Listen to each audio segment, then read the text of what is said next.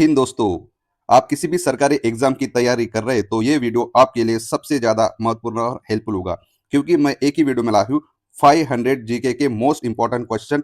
History के 100, polity के 100, geography के 100, एनवायरमेंट के 100 और इकोनॉमिक्स के 100 क्वेश्चन लाए हूँ।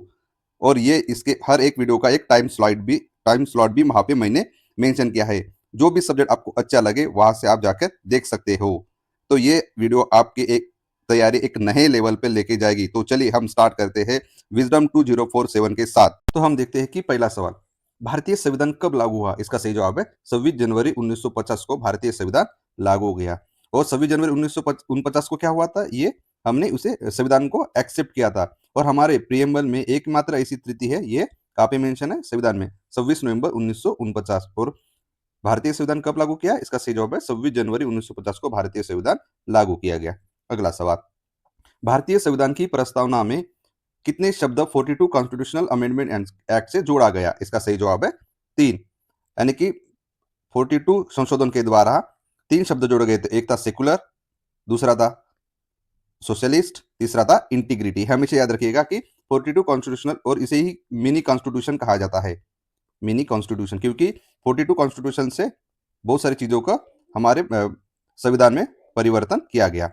अगला सवाल, संविधान सभा के स्थायी अध्यक्ष कौन थे? इसका सही जवाब है डॉक्टर राजेंद्र प्रसाद जी संविधान सभा के स्थायी अध्यक्ष थे। और अस्थायी अध्यक्ष कौन थे?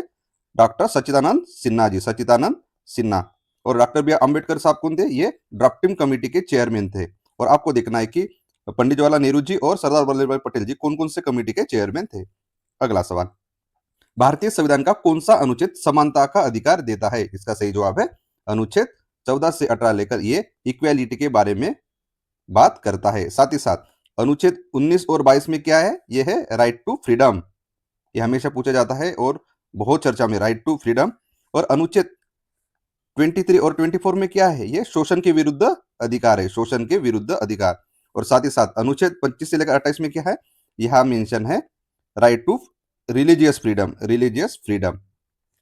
अगला सवाल, भारतीय संविधान में मौलिक अधिकार किस भाग में है? इसका सही जवाब है भाग नंबर 3 में। भारतीय संविधान के भाग नंबर 3 में मौलिक अधिकार है। और इसी को हम क्या करते हैं? Magna carta of India, Magna carta of India.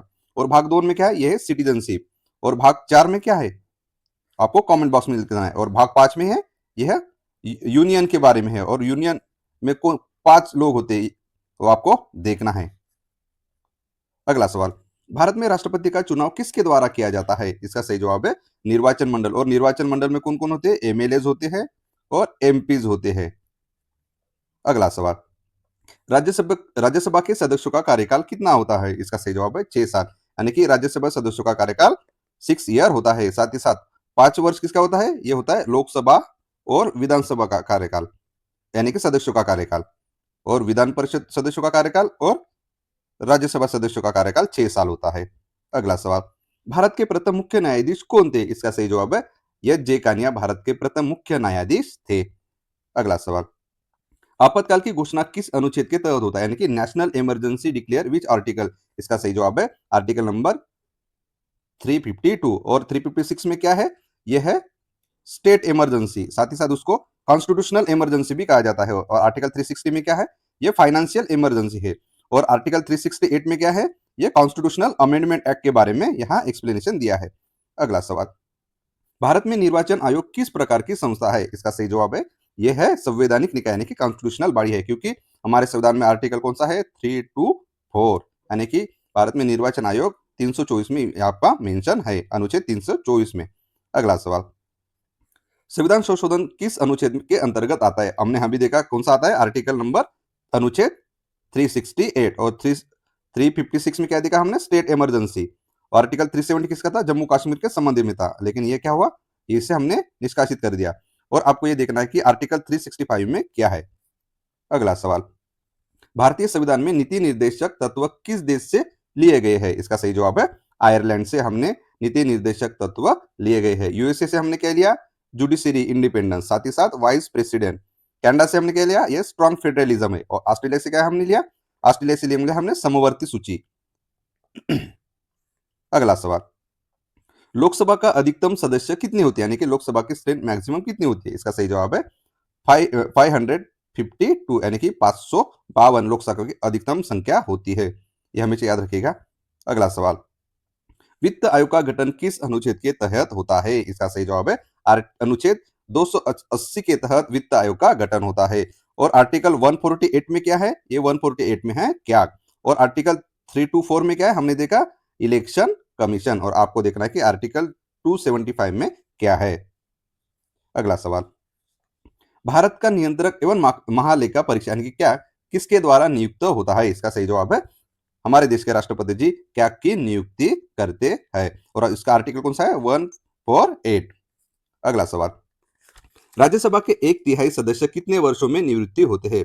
हमने देखा कि राज्यसभा सदस्यों का कार्यकाल 6 साल का होता है और 1/3 सदस्य हमेशा 2 साल के बाद वो रिटायर होते हैं, क्योंकि राज्यसभा क्या है? एक परमानेंट बॉडी है, यानी कि उसका डिजॉल्व नहीं होता। जैसा लोकसभा 5 साल के बाद डिजॉल्व होता है। और किसकी लोकसभा डिजॉल्व करने की पावर किसके पास है? ये पावर है प्रेसिडेंट के पास।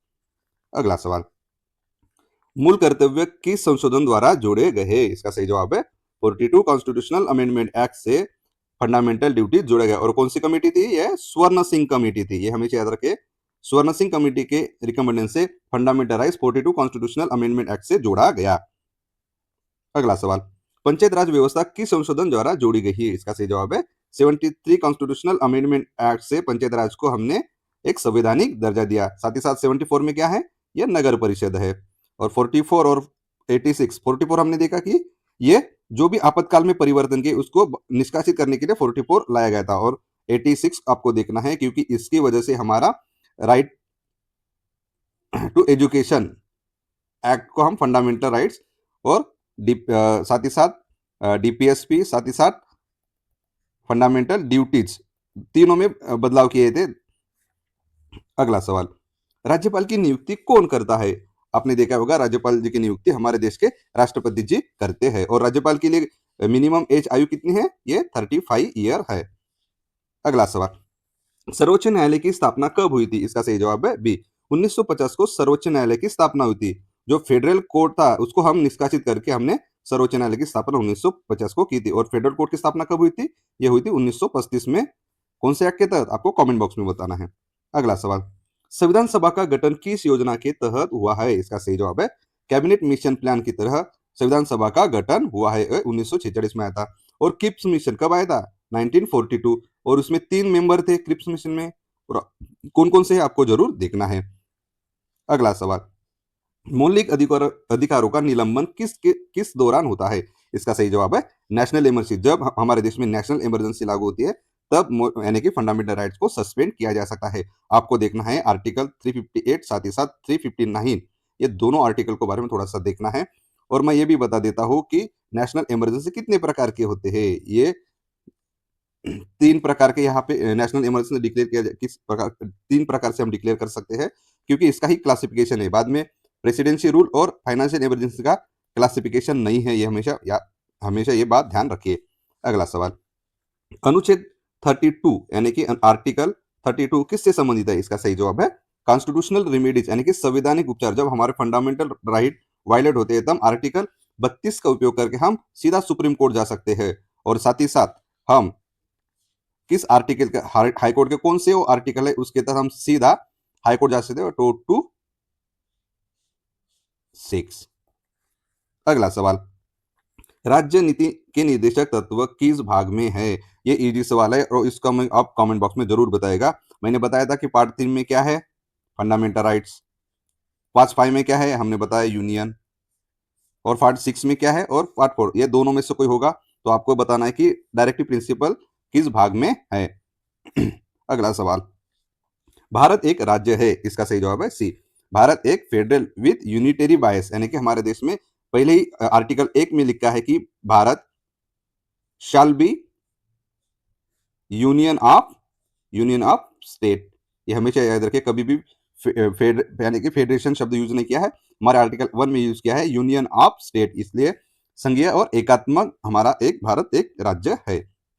अगला सवाल, भारत के उपराष्ट्रपति का चुनाव कौन करता है? इसका सही जवाब है दोनों हाउस यानी कि बोथ हाउसेस पार्लियामेंट, यानी कि लोकसभा साथ ही साथ राज्यसभा, दोनों सदन करते हैं। और एक फैक्ट बता देता हूं कि भारत के उपराष्ट्रपति ये राज्यसभा के पदेन सभापति होता है, यानी कि पदेन सभापति यही सभापति होंगे, एक्स चेयरमैन जो होते हैं ना, जो वाइस चेयर, ये उपराष्ट्रपति होते हैं।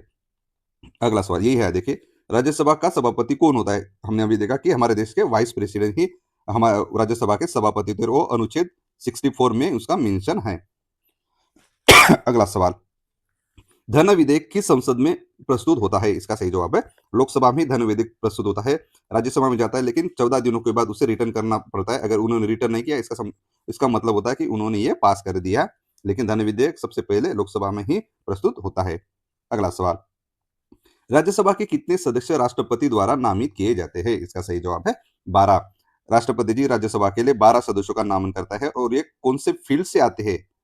फील्ड से आते हैं, आपको देखना है। अगला सवाल, अनुच्छेद 370 किस राज्य से संबंधित था? यानी कि इसको हमने निष्कासित कर दिया, और यह था जम्मू कश्मीर से संबंधित आर्टिकल 370। अगला सवाल, संविधान की 8वीं अनुसूची में किससे संबंधित है? जो संविधान में कितनी अनुसूचियां है? 12 अनुसूचियां। पहले कितनी थी?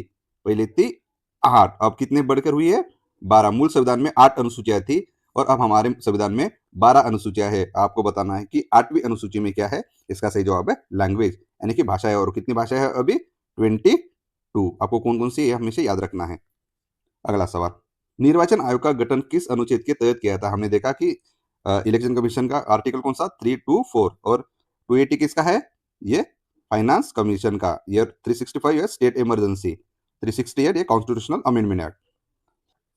लोकसभा का कार्यकाल कितने वर्ष का होता है? इसका सही जवाब है 5 साल, यानी कि 5 साल लोकसभा और विधानसभा। 6 साल किसका? राज्यसभा और विधान परिषद। अगला सवाल, वित्त विधेयक किसकी सिफारिश पर प्रस्तुत होता है? जब भी कोई फाइनेंशियल बिल इंट्रोड्यूस किया जाता है, उसका रिकमेंडेशन हमारे देश के राष्ट्रपति जी ही करते हैं, तभी हम वित्त विधेयक उनके ही परमिशन से प्रस्तुत किया जाता है। अगला सवाल, राज्य सूची में कितने विषय है? इसका सही जवाब है 61। लेकिन मेन में कितने थे? 66 थे। बाद में 5 सब्जेक्ट को निकाल के समवर्ती सूची में डाला गया है, और ये 42 कॉन्स्टिट्यूशनल अमेंडमेंट एक्ट से किया गया है। और आपको देखना है कि ये 5 सब्जेक्ट कौन से है। और साथ ही साथ संघ सूची में कितने सब्जेक्ट है? संघ सूची में है 100 सब्जेक्ट्स।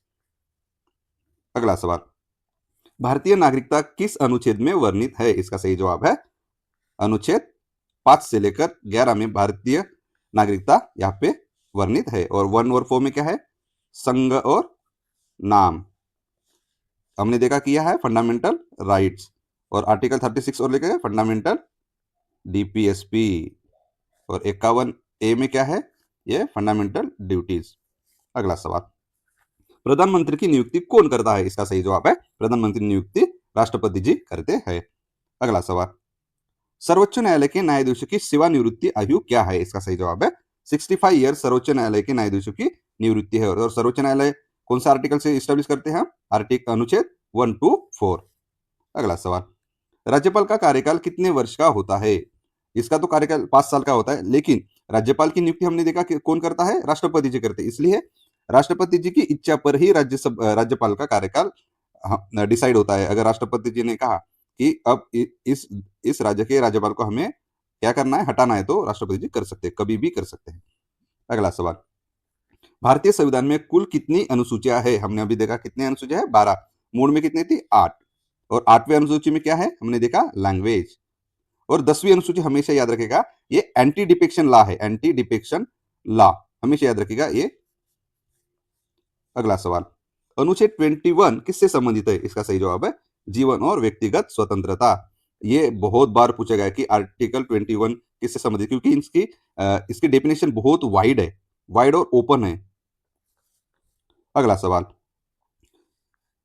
44वां संशोधन किससे संबंधित है? यानी कि 44th amendment act related to आपातकाल में जो भी प्रावधान हुए उसमें परिवर्तन संबंधित है। और आपातकाल में कौन सी कॉन्स्टिट्यूशन घटना दुरुस्ती लाई थी? ये 42 कॉन्स्टिट्यूशनल। इसको ही हम मिनी कॉन्स्टिट्यूशन कहा जाता है।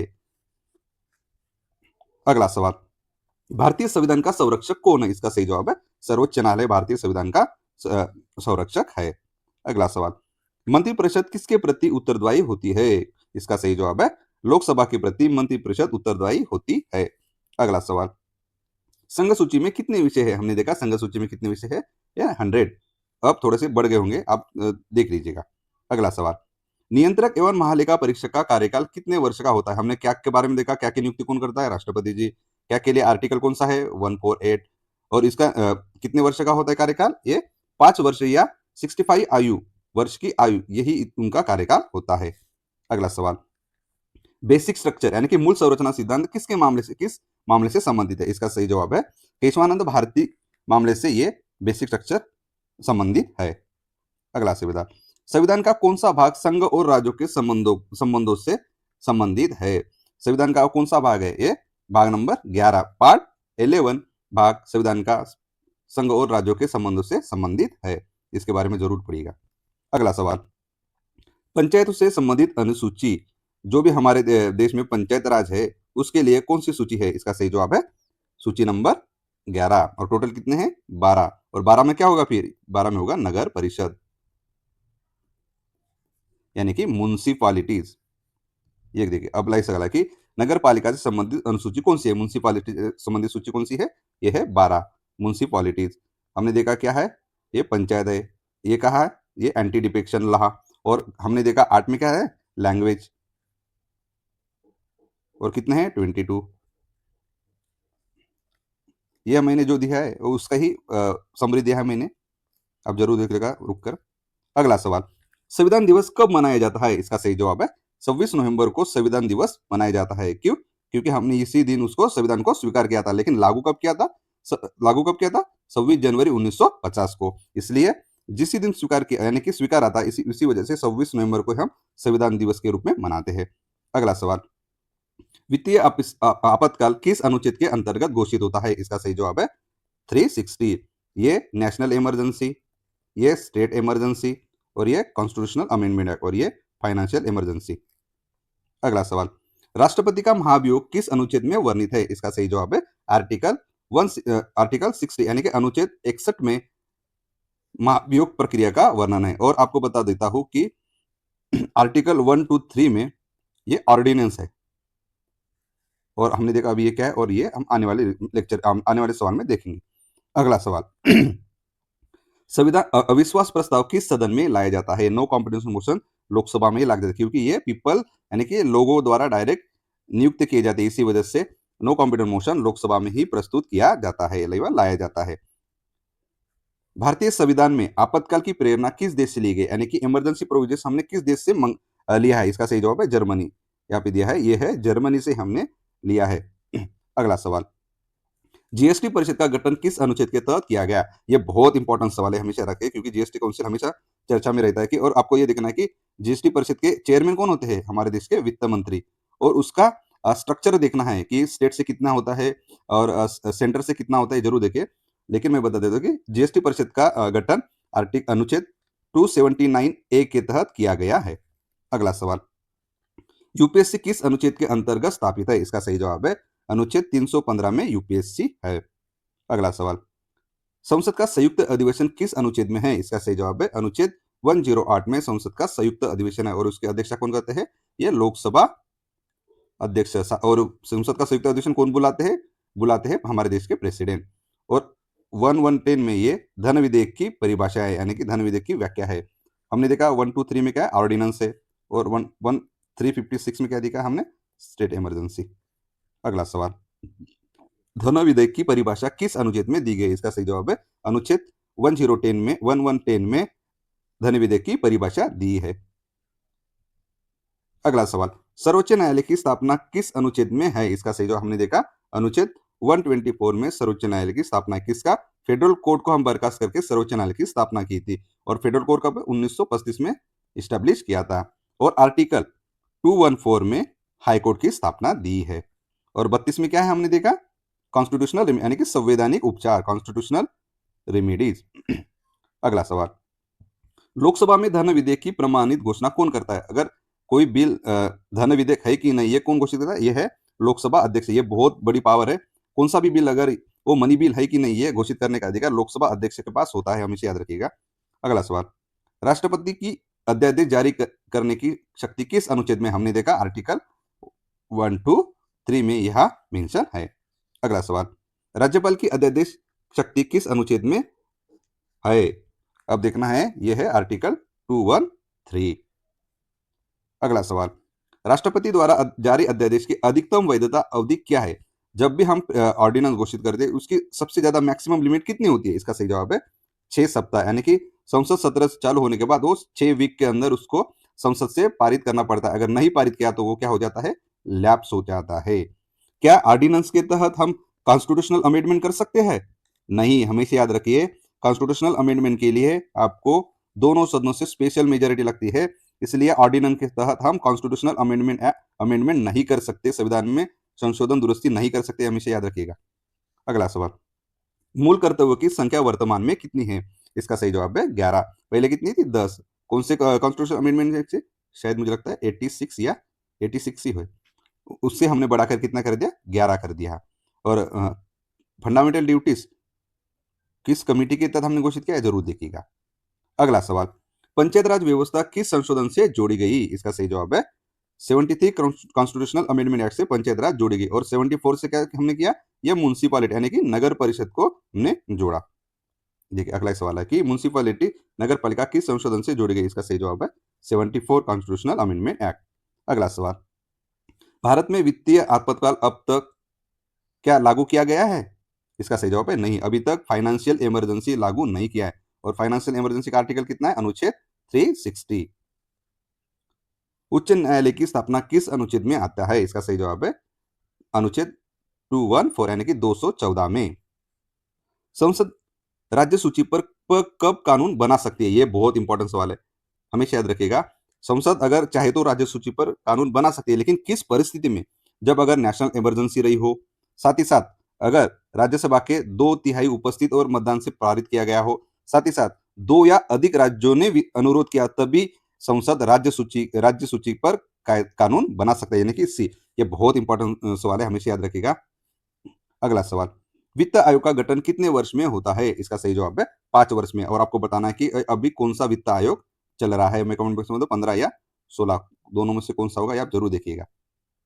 अगला सवाल, संघवाद संविधान की किस विशेषता का भाग है? इसका सही जवाब है federalism is a part of, हमारे बेसिक स्ट्रक्चर का भाग है। फेडरलिज्म एक बेसिक स्ट्रक्चर का भाग है। और बेसिक स्ट्रक्चर हमने कौन से याद देखा था? केशवानंद भारती। अगला सवाल, संसद की कार्रवाई में घनपूर्ति कोरम कितनी होती है? यानी कि कोरम कितना हो चाहिए? 110। टोटल मेंबर होते हैं उनमें से कितना? 110 ऊपर अगर प्रेजेंट रहा तो कोरम पूरा हुआ, ये ऐसा डिसाइड किया जाता है। अगला सवाल, प्रस्तावना को क्या कहा जाता है? इसका सही जवाब है संविधान की आत्मा ही हम प्रस्तावना को कहते हैं, संविधान की आत्मा। अगला सवाल, धर्मनिरपेक्ष समाजवादी अखंडता ये शब्द किस अनुच्छेद से जोड़ा गया है? किस संशोधन से जोड़ा गया? इसका सही जवाब है 42 कॉन्स्टिट्यूशनल अमेंडमेंट एक्ट से सेक्युलर, सोशलिस्ट और इंटीग्रिटी शब्द जोड़े गए हैं। अगला सवाल, संसद के दोनों सदनों का संयुक्त अधिवेशन कौन बुलाता है? हमने देखा कौन बुलाते हैं, हमारे देश के राष्ट्रपति संसद के दोनों सदनों का संयुक्त अधिवेशन बुलाते हैं। और कौन चेयरमैन होते हैं? लोकसभा अध्यक्ष। अगर वो नहीं रहा तो लोकसभा उपाध्यक्ष, वो नहीं रहा तो राज्यसभा उपाध्यक्ष। और आर्टिकल कौन सा है? 108। अगला सवाल, मूल संरचना सिद्धांत किस मामले में संबंधित है? ये देखिए ये बहुत अच्छा सवाल है कि बेसिक स्ट्रक्चर डॉक्ट्रिन किस केस से संबंधित है? इसका सही जवाब है केशवानंद भारती यानी कि बी। अगला सवाल, संविधान की प्रस्तावना में न्याय कितने प्रकार का है? इसका सही जवाब है 3 प्रकार का न्याय है। और कौन कौन सा है जरूर देखिए। अगला सवाल, लोकसभा के अधिकतम सदस्य कितने हो सकते हैं? इसका सही जवाब है, ये डबल सवाल है, 552। और राज्यसभा के सबसे ज्यादा मेंबर अधिकतम लोक सदस्य हो सकते हैं 250। अगला सवाल, अनुच्छेद 40 किससे संबंधित है? इसका सही जवाब है पंचायत, ये डीपीएसपी का भाग है। और ये अनुच्छेद 40 डीपीएसपी से संबंधित और ये पंचायत से संबंधित है। अगला सवाल, भारत में एकल नागरिकता की व्यवस्था किस देश से ली गई है? हमने ये लिया है ब्रिटेन से। एकल नागरिकता यानी कि सिंगल सिटीजनशिप हमने ब्रिटेन से ली है। और यूएसए में क्या है? ये डुअल सिटीजनशिप है। अगला सवाल, लोकसभा अध्यक्ष का चुनाव कौन करता है? इसका सही जवाब है लोकसभा सदस्य। और आपको देखना है कि अगर लोकसभा सदस्य अध्यक्ष अगर सदस्य नहीं रहा तो उसका चुनाव किया जाता है? नहीं, यानी कि लोकसभा अध्यक्ष होने के लिए लोकसभा का सदस्य होना जरूरी है। अगला सवाल, भारत के राष्ट्रपति बनने में न्यूनतम आयु क्या है? इसका सही जवाब है 35 यानी कि 35 ईयर्स। ये कंपलसरी है कि भारत के राष्ट्रपति को मिनिमम आयु होनी चाहिए। भारतीय संविधान का कौन सा भाग मूल अधिकारों से संबंधित है? ये भाग नंबर 3 है, इसे हम मैग्ना कार्टा ऑफ इंडिया कहते हैं। भाग 2 में सिटीजनशिप है, भाग 4 में क्या है? डीपीएसपी है, और भाकपा में यूनियन है और यूनियन में 5 एलिमेंट्स है, आपको देखना है। अगला सवाल, संविधान संशोधन के लिए किस प्रकार का बहुमत आवश्यक है? इसके लिए बहुमत होता है स्पेशल मेजॉरिटी, विशेष बहुमत की जरूरत होती है संविधान संशोधन करके, और ऑर्डिनेंस से हम संविधान संशोधन नहीं कर सकते, हमेशा याद रखिएगा। सर्वोच्च न्यायालय कहाँ स्थित है? इसका सही जवाब है नई दिल्ली में सर्वोच्च न्यायालय स्थित है। अगला सवाल देखिए, मूल संरचना सिद्धांत को पहली बार किस मामले में ये घोषित प्रतिपादित किया गया था? इसका सही जवाब है केशवानंद भारती केस में ही सबसे पहले मूल सिद्धांत को प्रतिपादित किया गया था। और ये बेसिक स्ट्रक्चर डॉक्ट्रिन कहीं पे भी हमारे कॉन्स्टिट्यूशन में कहीं पे भी ये लिखित नहीं है, ये सुप्रीम कोर्ट ही डिसाइड करता है कि ये बेसिक स्ट्रक्चर का भाग है या नहीं। अगला सवाल, संघ सूची, राज्य सूची और समवर्ती सूची किस अनुसूची में है? इसका सही जवाब है 7, यानी कि पावर का sub division, state list, union list, concurrent list, ये किस अनुसूची में? ये अनुसूची नंबर 7 में। हमने 8 में देखा लैंग्वेज, 10 में देखा एंटी डिफेक्शन लॉ, और आपको 6 में देखना है, क्योंकि 5 और 6 ये किससे संबंधित है? ये 7 सिस्टर, ये आप जरूर देखिएगा। अगला सवाल, भारतीय संविधान में कितने भाग यानी कि पार्ट्स है? इसका सही जवाब है अभी 25 पार्ट है। अगला सवाल, भारतीय संविधान का निर्माता किसे कहा जाता है? ये हमारे देश के महान नेता डॉक्टर बी.आर. अम्बेडकर जी को ही हमारे देश के संविधान का निर्माता कहा जाता है, क्योंकि ये डॉक्ट्रिन कमेटी के मेंबर थे। और डॉक्ट्रिन कमेटी में कितने मेंबर थे? 7, और 7 सदस्य कौन से? आप जरूर देखिएगा। भारत में आधुनिक शिक्षा प्रणाली की शुरुआत किसने की? इसका सही जवाब है बी, लॉर्ड मैकाले ने ही भारत में आधुनिक शिक्षा पद्धति शुरू की। 1835 में उन्होंने क्या किया? एक कमेटी का गठन करके भारत में आधुनिक शिक्षा प्रणाली की शुरुआत की थी, लॉर्ड मैकाले ने। अगला सवाल, प्लासी का युद्ध कब हुआ था? इसका सही जवाब है 1757 में। हमेशा याद रखिएगा, प्लासी का 1757 में, और बक्सर का युद्ध यानी कि बक्सर का युद्ध हुआ था 1764 में। और 1773 में क्या हुआ था? 1773 में हुआ था ये रेगुलेटिंग एक्ट पास हुआ था, और उसको फिर ये अमेंडमेंट किया। रेगुलेटिंग एक्ट से क्या हुआ? कलकत्ता में एक उच्च न्यायालय की स्थापना की। अगला सवाल, बक्सर का युद्ध कब हुआ था? हमने देखा बक्सर का युद्ध हुआ था 1764 में, और आपको देखना है कि 1764 में बक्सर युद्ध किसके साथ हुआ और इसके क्या इफेक्ट्स थे। अगला सवाल, 1857 के विद्रोह का तात्कालिक कारण क्या था? इसका सही जवाब है बी, चर्बी में लगे हुए कारतूस यानी कि सीज कार्ट्रिज की वजह से क्या हुआ था? ये 1857 का विद्रोह का तात्कालिक कारण था। और 1857 को हम क्या कहते हैं? हम प्रथम स्वतंत्र युद्ध भी कहते हैं। और किसने कहा था? ये कहा था वीडी सावरकर जी ने। और पहला उठाव का केंद्र कौन था? ये मेरठ था, मंगल पांडे जी ने गोली चलाई थी। अगला सवाल, 1857 की क्रांति का नेतृत्व कानपुर में किसने किया था? इसका सही जवाब है सी एंड बी, यानी कि नाना साहिब ने ही 1857 के कानपुर में नेतृत्व दिया। रानी लक्ष्मीबाई ने कहा था झांसी, तात्या टोपे में कहा था, और बेगम हजरत महल ने कहां पे किया था? ये आप जरूर देखिएगा। और बिहार में कुंवर सिंह जी ने नेतृत्व किया था, कुंवर सिंह जी ने, और आपको ये दोनों देखना है। अगला सवाल, भारतीय राष्ट्रीय कांग्रेस की स्थापना कब हुई थी? इसका सही जवाब है ए, 1885 में भारतीय राष्ट्रीय कांग्रेस की स्थापना हुई थी। और इसके समय कौन सा गवर्नर जनरल था? ये लॉर्ड डफरिन था, डफरिन। और किसने की थी? ए हो हुम ने की थी। अगला सवाल, भारतीय राष्ट्रीय कांग्रेस के प्रथम अध्यक्ष कौन थे? इसका सही जवाब है डब्ल्यू.सी. बैनर्जी भारतीय राष्ट्रीय कांग्रेस के प्रथम अध्यक्ष थे। और दादाभाई नौरोजी ये कौन थे? ये प्रथम पारसी अध्यक्ष थे। अगला सवाल, बंगाल का विभाजन कब हुआ था? इसका सही जवाब है डी, 1905 को बंगाल का विभाजन हुआ था। और किसने किया था? ये लॉर्ड कर्जन ने किया था। और कल्पना किसकी थी? ये विलियम लॉर्ड की कल्पना थी।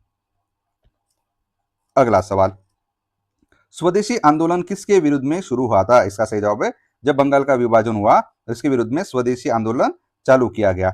अगला सवाल, मुस्लिम लीग की स्थापना कब हुई? इसका सही जवाब है डी, 1906 में मुस्लिम लीग की स्थापना हुई थी। और कहा हुई थी? ये ढाका में हुई थी। किसने किया था? नवाब सलीमुल्लाह और आगा खान ने ढाका में मुस्लिम लीग की स्थापना की थी 1906 में। अगला सवाल, होम रूल आंदोलन किसने शुरू किया था? इसका सही जवाब है बाल गंगाधर तिलक और एनी बेजंट, ये दोनों ने ही होम रूल आंदोलन चालू किया था। कब किया था? ये 1916 में चालू किया था। और एनी बेजेंट कहाँ थी और बाल गंगाधर तिलक जी का होम रूल आंदोलन कहाँ था, ये आप जरूर देखिए। अगला सवाल, रोलट एक्ट कब पारित हुआ था, ये आपको कमेंट बॉक्स में बताना है क्योंकि ये बहुत चर्चा में रहता है रोलट एक्ट, और आपको थोड़ा सा इसके बारे में पढ़ना है। मैं उम्मीद करता हूँ आप कमेंट बॉक्स में जरूर लिखिएगा। और मैं बता देता हूँ कि रोलट एक्ट कहाँ से होगा, ये दोनों में से एक होगा। अगला सवाल, जालियनवाला बाग हत्याकांड कब हुआ था, इसका सही जवाब है 1919 में जालियनवाला बाग हत्याकांड हुआ था। अगला सवाल, असहयोग आंदोलन कब शुरू हुआ, यानी कि नॉन कॉपरेशन मूवमेंट कब लॉन्च हुआ, इसका सही जवाब है 1920 में नॉन कॉपरेशन मूवमेंट की शुरुआत हुई और किसने की थी, महात्मा गांधी जी ने। अगला सवाल, चोरी चोरा घटना कब हुई थी, आपको देखना है कि चोरी चोरा कांड, क्योंकि ये फेमस है और ये चोरी चोरा कहाँ पे, ये है यूपी में, और इस ये घटना कब हुई थी ये आपको पूछा है और इसका सही जवाब है 1922 में चोरी चोरा घटनाकांड हुआ था। इसी वजह से क्या हुआ था, नॉन कोऑपरेशन मूवमेंट को वापस लिया गया था। अगला सवाल, भारत का पहला गवर्नर जनरल कौन था, इसका सही जवाब है वारन हेस्टिंग भारत का पहला गवर्नर जनरल था। और आपको देखना है कि बंगाल का पहला गवर्नर कौन था, ये था रॉबर्ट क्लाइव, और बंगाल का पहला गवर्नर जनरल कौन था, ये आप जरूर देखिएगा। बंगाल का पहला गवर्नर रॉबर्ट क्लाइव और बंगाल का पहला गवर्नर जनरल जरूर देखिए, और भारत का पहला गवर्नर जनरल था वारन हेस्टिंग। अगला सवाल, दांडी यात्रा कब शुरू गई थी, इसकी शुरुआत हुई थी 1930 में दांडी यात्रा की शुरुआत हुई थी और किसने शुरुआत की थी, महात्मा गांधी जी ने। और दांडी यात्रा कितने किलोमीटर के लिए चालू हुई थी, कहां से चालू हुई थी, यह जरूर देखिए। अगला सवाल, भारत का पहला गवर्नर जनरल स्वतंत्र भारत का कौन था, इसका सही जवाब है लॉर्ड माउंटबेटन भारत का पहला गवर्नर जनरल स्वतंत्र भारत का था। अगर यही अलग पूछा कि भारत का पहला गवर्नर जनरल स्वतंत्र भारत का पहले भारतीय गवर्नर जनरल अगर कोई पूछा तो इसका सही जवाब होगा सी राजगोपालचारी, लेकिन यहाँ पूछा है कि गवर्नर जनरल स्वतंत्र भारत का पहला गवर्नर जनरल लॉर्ड माउंटबेटन थे। अगला सवाल, गोलमेज सम्मेलन कहाँ आयोजित हुए थे, इसका सही जवाब है लंदन में। गोलमेज परिषद लंदन में आयोजित की थी और कितने गोलमेज परिषद हुई थी, 3। इनमें से सिर्फ सेकंड में कांग्रेस प्रेजेंट थी, बाद में दोनों में नहीं थी। और कांग्रेस के नेतृत्व किसने किए थे, ये महात्मा गांधी जी ने। और इसके लिए क्या होता, और गांधी इरविन पैक्ट हुआ था। वो कब हुआ था, 1931 में गांधी इरविन पैक्ट हुआ था। उसी वजह से Gandhi ji second round table conference में गए थे और कितने कॉन्फ्रेंस हुए, 3। कहां पे हुए थे, लंदन में। अगला सवाल, भारत छोड़ो आंदोलन कब शुरू हुआ, इसका सही जवाब है 1942 में 1942 में क्विट इंडिया मूवमेंट लॉन्च हुई और इसका नारा था करो या मरो। और ये नारा किसने दिया था, ये महात्मा गांधी जी ने नारा दिया था। और साथ ही साथ जब भारत छोड़ो आंदोलन चालू हुआ तब कौन सा गवर्नर जनरल था या वाइसराय था, ये आप जरूर लिखिएगा, आप देखिएगा ये पूछा जाता है। और साथ ही साथ कांग्रेस के कौन सा अध्यक्ष था, कांग्रेस भारतीय राष्ट्रीय कांग्रेस के अध्यक्ष कौन थे। अगला सवाल देखिए, करो या मरो का नारा किसने दिया, इसका सही जवाब है बी, महात्मा गांधी जी ने 1942 के क्विट इंडिया मूवमेंट में करो या मरो का नारा दिया था। अगला सवाल, आजाद हिंद फौज की स्थापना किसने की, इसका सही जवाब है रासबिहारी बोस जी ने आजाद हिंद फौज की स्थापना की थी। बाद में उसका नेतृत्व किसको दिया, सुभाष चंद्र बोस को दिया। फिर उन्होंने 4 बटालियन बनाए थे और 4 बटालियन का नाम आपको देखना है। क्रिप्स मिशन भारत में कब आया, इसका सही जवाब है 1942 में क्रिप्स मिशन भारत में आया था। क्या 1942 को क्रिप्स मिशन भारत में आया था। और क्रिप्स मिशन में कितने सदस्य थे, ये आप जरूर देखिए। अगला सवाल, भारतीय राष्ट्रीय कांग्रेस के प्रथम पारसी अध्यक्ष कौन थे, हमने देखा कौन थे, ये दादाभाई नौरोजी प्रथम पारसी अध्यक्ष थे। अगला सवाल, बारडोली सत्याग्रह का नेतृत्व किसने किया, इसका सही जवाब है बी, सरदार वल्लभ भाई पटेल जी ने बारडोली सत्याग्रह का नेतृत्व किया था। और ये कब हुआ था, आप जरूर पढ़ लीजिएगा। अगला सवाल, स्थायी बंदोबस्त किसने लागू किया, यानी कि परमानेंट सेटलमेंट किसने लागू किया, इसका सही जवाब है ए, लॉर्ड कॉर्नवालिस ने परमानेंट सेटलमेंट लागू किया था। और परमानेंट सेटलमेंट साथ ही साथ कौन सी, रहितवारी सेटल यानी कि रहितवारी बंदोबस्त, साथ ही साथ महालवारी बंदोबस्त, ये तीनों बंदोबस्त देखना है।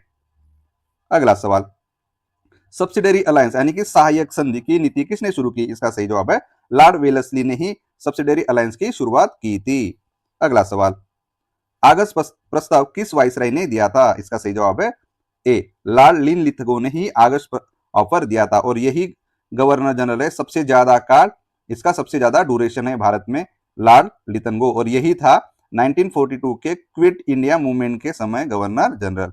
अगला सवाल, केसरी और मराठा समाचार पत्र किसने शुरू किया, इसका सही जवाब है बाल गंगाधर तिलक जी ने केसरी और मराठा समाचार पत्र शुरू किया। केसरी था मराठी में और मराठा था इंग्लिश में, बाल गंगाधर तिलक जी ने शुरू किया था। अगला सवाल, ब्रह्म समाज की स्थापना किसने की? इसका सही जवाब है ए, राजा राम मोहन राय जी ने ब्रह्मो समाज की स्थापना की थी और इसी की वजह से क्या हुआ था, सती प्रथा का उन्मूलन हुआ था, सती प्रथा का उन्मूलन। और किसने भी किया था ये लॉर्ड विलियम बेंटिक ने। कब किया था? 1829 में। और ब्रह्मो समाज की स्थापना कब हुई थी? 1828 में। उससे पहले क्या? आत्मीय सभा। अगला सवाल, आर्य समाज की स्थापना किसने की? इसका सही जवाब है स्वामी दयानंद सरस्वती जी ने ही आर्य समाज की स्थापना की थी और उसका मोटो था वेदों की ओर चलो, वेदों की ओर चलो। अगला सवाल, रामकृष्ण मिशन की स्थापना किसने की? इसका सही जवाब है स्वामी विवेकानंद जी ने ही रामकृष्ण मिशन की स्थापना की थी। और आपको यह दिखना है कि रामकृष्ण मठ की स्थापना किसने की ही? इनके गुरु ने स्थापना की थी, मैं हिंट दे देता हूं, रामकृष्ण मठ की स्थापना। और स्वामी विवेकानंद जी ही शिकागो धर्म परिषद में हमारे देश का नाम गौरव किया था। यह कब हुई थी? ये 1893 में हुई थी। अगला सवाल, भारतीय राष्ट्रीय कांग्रेस का प्रथम अधिवेशन कहाँ हुआ? इसका सही जवाब है मुंबई में भारतीय राष्ट्रीय कांग्रेस का प्रथम अधिवेशन हुआ। लेकिन ये कहाँ होना था? पुणे में होना था। लेकिन क्या हुआ? प्लेग की वजह से ये पुणे से शिफ्ट कर मुंबई में हुआ था। और यहाँ कितने प्रतिनिधि थे? ये 72 प्रतिनिधि थे। अगला सवाल, स्वराज्य मेरा जन्मसिद्ध अधिकार है, ये किसने कहा? ये कहा था श्री बाल गंगाधर तिलक जी ने ही कहा था कि स्वराज्य मेरा जन्मसिद्ध अधिकार है। इनको ही लाल बाल पाल कहते हैं, लाल बाल पाल। ये देखिए लाल बाल और पाल, ये जहालवादी नेता थे, हमेशा याद रखे तीनों को, लाल बाल पाल, यानी कि लाला लाजपत राय, बाल गंगाधर तिलक और बिपिन चंद्र पाल, ये जहालवादी नेता थे। अगला सवाल, गदर पार्टी की स्थापना कहाँ हुई थी? इसका सही जवाब है यूएसए में। कहाँ हुई थी? सैन फ्रांसिस्को में हुई थी। और कब हुई थी? ये 1913 में। किसने की थी? लाला हरदयाल जी ने गदर पार्टी की स्थापना यूएसए में हुई, सैन फ्रांसिस्को में। अगला सवाल, लखनऊ पैक्ट कब हुआ? इसका सही जवाब है 1916 में लखनऊ पैक्ट हुआ। किसके बीच हुआ था? कांग्रेस और मुस्लिम लीग के बीच हुआ था। और कांग्रेस ने ये यहाँ पे एक डिमांड एक्सेप्ट की थी कि पृथक निर्वाचन ये उनकी मुस्लिम लीग की डिमांड एक्सेप्ट की थी। और मुस्लिम लीग की स्थापना कब हुई थी? 1906 में। कहा? ढाका में। किसने किया? सलीम उल्लाह और आगा खान। अगला सवाल, खिलाफत आंदोलन किस वर्ष शुरू हुआ? देखिए, खिलाफत आंदोलन के नेतृत्व किसने किए थे? महात्मा गांधी जी ने उनका नेतृत्व किया था। लेकिन साथ ही साथ अली ब्रदर्स हमेशा याद रखिएगा, ये बहुत फेमस है खिलाफत नेतृत्व के लिए। ये तुर्की के लिए हुआ था। और इसका खिलाफत आंदोलन की शुरुआत हुई थी 1920 में। अध्यक्ष थे महात्मा गांधी जी, लेकिन साथ ही साथ अली ब्रदर्स भी थे। अगला सवाल, साइमन कमीशन के विरोध का नारा क्या था? इसका सही जवाब है साइमन गो बैक। लेकिन हमने साइमन कमीशन का विरोध क्यों किया था? क्योंकि यहाँ पे एक भी भारतीय नहीं था, नो इंडियन। इसी वजह से हमने इनका विरोध किया था। और कितने सदस्य थे? 7। अगला सवाल, पूर्ण प्रस्ताव कब पारित किया गया था? इसका सही जवाब है 1930 को ही पूर्ण स्वराज का प्रस्ताव पारित किया गया था। क्या 1930 को? नहीं, सॉरी, 1929 को पूर्ण स्वराज का प्रस्ताव पारित किया था और यह था लाहौर में। और यहाँ का अध्यक्ष कौन था? ये आप जरूर देखिए। अगला सवाल, गांधी इरविन समझौता कब हुआ था? हमने देखा 1931 में गांधी इरविन समझौता हुआ। इसी वजह से सेकंड राउंड टेबल कॉन्फ्रेंस के लिए महात्मा गांधी जी कहा गए थे? लंदन गए थे। और उनके साथ एक महिला गई थी, आपको यह देखना है। अगला सवाल, भारत सरकार अधिनियम 1935 का मुख्य उद्देश्य क्या था? इसका सही जवाब है बी, प्रोविंशियल ऑटोनॉमी प्रोवाइड करना था।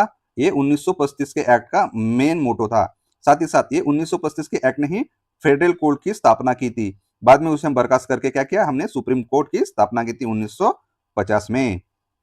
अगला सवाल, भगत सिंह जी, सुखदेव, राजगुरु जी को फांसी कब दी गई थी? इसका सही जवाब है 1931 को भगत सिंह, राजगुरु और सुखदेव जी को फांसी दी थी। ये 23 मार्च 1931 को उनको फांसी दी गई थी।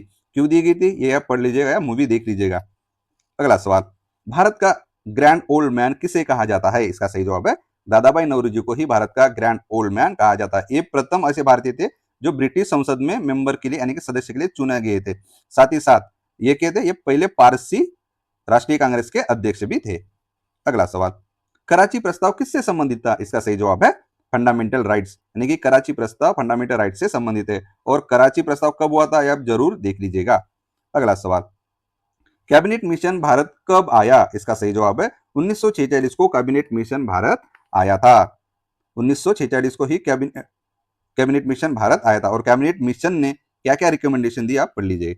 अगला सवाल, भारतीय संविधान सभा की पहली बैठक कब हुई, यानी कि जब संविधान सभा का गठन हुआ तब उनकी पहली बैठक कब हुई थी, ये पूछा गया है। इसका सही जवाब है 1946 को। 9 दिसंबर 1946 को पहली भारतीय संविधान सभा की बैठक थी। और उसके संविधान सभा के अस्थायी अध्यक्ष कौन थे? सच्चिदानंद जी सिन्हा। स्थायी अध्यक्ष कौन थे? डॉक्टर राजेंद्र प्रसाद जी। अगला सवाल, स्वराज पार्टी की स्थापना किसने की? इसका सही जवाब है सी आर दास और मोतीलाल नेहरू जी ने ही, दोनों ने ही मिलकर स्वराज पार्टी की स्थापना 1923 में की थी। अगला सवाल, वर्नाकुलर प्रेस एक्ट कब पारित हुआ? इसका सही जवाब है 1878 में वर्नाकुलर प्रेस एक्ट पारित हुआ। और किसकी वजह से किसके लिए पारित हुआ था? जो भी हमारे देसी भाषा में न्यूज़पेपर होते हैं उसको दबाने के लिए यह पास किया गया, इसीलिए इसको गैंगिन एक्ट भी कहा जाता है। गैंगिन एक्ट, वर्नाकुलर प्रेस एक्ट को। अगला सवाल, इल्बर्ट बिल विवाद किस वर्ष हुआ था? इसका सही जवाब है ये 1883 में हुआ था। और इसके समय ब्रिटिश गवर्नर जनरल थे लॉर्ड रिपन। इसके बारे में जरूर देखिएगा, ये इसको प्रोएक्टिव गवर्नर जनरल कहा जाता है, यानी कि वो हमारे देश के प्रति थोड़ा एक्टिव था। और इल्बर्ट बिल की कहानी जरूर सुनिए, ये आपको मोटिवेट जरूर करेगी। अगला सवाल, भारतीय राष्ट्रीय कांग्रेस का विभाजन यानी कि सूरत में हुआ था, वो कब हुआ था? इसका सही जवाब है 1907 में सूरत में अधिवेशन हुआ था, तब भारतीय कांग्रेस का विभाजन हुआ। उसका एक बात, जहालवादी बने, एक मवारवादी बने। जहालवादी हमने 3 देखा, लाल बाल पार। मारवादी कौन थे, ये आपको देखना है। अगला सवाल, लाला लाजपत राय जी की मृत्यु किस घटना से संबंधित है? इसका सही जवाब है साइमन गो बैक, यानी कि साइमन कमीशन के प्रोटेस्ट के लिए ही लाला लाजपत राय जी की मृत्यु हुई थी। अगला सवाल, हिंद स्वराज पुस्तक किसने लिखी? इसका सही जवाब है महात्मा गांधी जी ने ही हिंद स्वराज नामक किताब लिखी। आप जरूर पढ़ लीजिएगा, आपको थोड़ा गांधी जी के इनसाइट के बारे में जरूर इंफॉर्मेशन मिलेगी। अगला सवाल, इंकलाब जिंदाबाद का नारा किसने दिया था? इसका सही जवाब है भगत सिंह। भगत सिंह जी ने ही इंकलाब जिंदाबाद का नारा दिया था। और उनको फांसी कब हुई थी? 23 मार्च 1931 को उनको फांसी दी गई। अगला सवाल, भारतीय राष्ट्रीय कांग्रेस के संस्थापक कौन थे? हमने अभी देखा कि कौन थे, ओ होम। कब स्थापना हुई थी? 1885 में। और कब, कौन था ये गवर्नर जनरल? Lord Dufferin. अगला सवाल, भारत में रेलवे की शुरुआत कब हुई थी? इसका सही जवाब है 1853 में भारत में रेलवे की शुरुआत हुई। कहां से? मुंबई से लेकर ठाणे। और इसके डिस्टेंस कितना था, आप जरूर देखिए। अगला सवाल, दादा भाई नौरोजी ने किस सिद्धांत से जुड़े थे? इसका सही जवाब है ड्रेन थ्योरी। किस तरह से ब्रिटिश हमको लूटते हैं, इसके बारे में ये ड्रेन थ्योरी है। ये दादा भाई नौरोजी ने ये इसका सिद्धांत सबसे पहले पेश किया था। अगला सवाल, भारत में डाक सेवा की शुरुआत की गवर्नर जनरल ने की? इसका सही जवाब है लाल डलहौसी जी ने पहली भारत में डाक सेवा शुरू की थी। 1854 के बीच ये सबसे पहले डाक सेवा शुरू की थी। अगला सवाल, 1857 की क्रांति का पहला केंद्र कौन था? इसका सही जवाब है मेरठ। हमने देखा कि पहले ठिंगनी कहां पे? मेरठ में थी। किसने? मंगल पांडे जी ने ही वो पहली गोली चलाई थी। और कौन सी इनकी इन्फेंट्री थी, आप जरूर देखिए। अगला सवाल, भारत छोड़ो आंदोलन का प्रस्ताव कहां पारित हुआ? इसका सही जवाब है मुंबई में भारत छोड़ो आंदोलन का प्रस्ताव पारित हुआ। आपको ये देखना है कि कांग्रेस के अध्यक्ष कौन थे यार। अगला सवाल, भारतीय राष्ट्रीय कांग्रेस के प्रथम मुस्लिम अध्यक्ष कौन थे? इसका सही जवाब है अब्दुल कलाम आजाद, नहीं सॉरी, बदरुद्दीन तैयब जी ही भारतीय राष्ट्रीय कांग्रेस के प्रथम मुस्लिम अध्यक्ष थे। ये थोड़ा सा गलती हो गई कि हम देखिए कि भारतीय राष्ट्रीय कांग्रेस के प्रथम मुस्लिम अध्यक्ष बदरुद्दीन जी तैयब जी ही थे। अगला सवाल, भारतीय राष्ट्रीय कांग्रेस के प्रथम अंग्रेज अध्यक्ष कौन थे? इसका सही जवाब है जॉर्ज यूल। भारतीय राष्ट्रीय कांग्रेस के प्रथम अंग्रेज अध्यक्ष थे। अगला सवाल, फॉरवर्ड ब्लॉक की स्थापना किसने की? इसका सही जवाब है सुभाष चंद्र बोस जी ने ही फॉरवर्ड ब्लॉक की स्थापना की। साथ ही साथ वो फॉरवर्ड ब्लॉक नाम का एक न्यूज़पेपर भी चालू किया था। अगला सवाल, अल हिलाल समाचार पत्र किसने शुरू किया? इसका सही जवाब है अब्दुल कलाम आजाद जी ने ही अल हिलाल समाचार पत्र चालू किया था। अगला सवाल, लाहौर कांग्रेस का लाहौर अधिवेशन जो पूर्ण स्वराज अधिवेशन हुआ वो किस वर्ष हुआ था? हमने देखा कि 1929 में ही वो पूर्ण स्वराज का अधिवेशन हुआ था। यह हमेशा याद रखिएगा, 1929 में। अगला सवाल, जालियनवाला बाग हत्याकांड के समय पंजाब का गवर्नर कौन था? इसका सही जवाब है माइकल ओडवायर, ये पंजाब का गवर्नर जनरल था। अगला सवाल, हिंदुस्तान सोशलिस्ट रिपब्लिक एसोसिएशन की स्थापना कब हुई? इसका सही जवाब है 1928 में हिंदुस्तान सोशलिस्ट रिपब्लिकन एसोसिएशन की स्थापना हुई। लेकिन इससे पहले ये क्या थी? ये हिंदुस्तान रिपब्लिक एसोसिएशन थी। और उसकी स्थापना कब हुई थी? ये 1924 1924 में। और इसका ही मॉडिफिकेशन करके क्या हुआ, फिर ये सोशलिस्ट शब्द जोड़ा गया, क्योंकि भगत सिंह जी के ऊपर सोशलिस्ट का थोड़ा सा प्रभाव था और वो सोशल के बारे में ज्यादा सोचते, इसलिए वजह से उन्होंने ये सोशलिस्ट शब्द याद किया और उसको स्थापना 1928 में की। अगला सवाल, 1857 के विद्रोह के समय भारत का गवर्नर जनरल कौन था? इसका सही जवाब है लॉर्ड कैनिंग। ये लास्ट गवर्नर जनरल था भारत का। फिर गवर्नर जनरल का नाम बदल के क्या किया, वाइसराय। इसी वजह से पहला वाइसराय यही था। और सबसे ज्यादा जवाबदार कौन था 1857 से उठाव के लिए? ये लाल डलहौसी। अगला सवाल, भारत का ग्रैंड ओल्ड मैन किसे कहा जाता है? इसका सही जवाब है दादा भाई नौरोजी को ही भारत का ग्रैंड ओल्ड मैन कहा जाता है। अगला सवाल, प्रथम गोलमेज सम्मेलन कब हुआ? इसका सही जवाब है 1930 को प्रथम गोलमेज सम्मेलन का आयोजन हुआ। कितने हुए थे? 3, और सेकंड में गांधी जी गए थे। अगला सवाल, कांग्रेस सोशलिस्ट पार्टी के प्रमुख नेता कौन थे? इसका सही जवाब है जयप्रकाश नारायण जी कांग्रेस सोशलिस्ट पार्टी के प्रमुख नेता थे।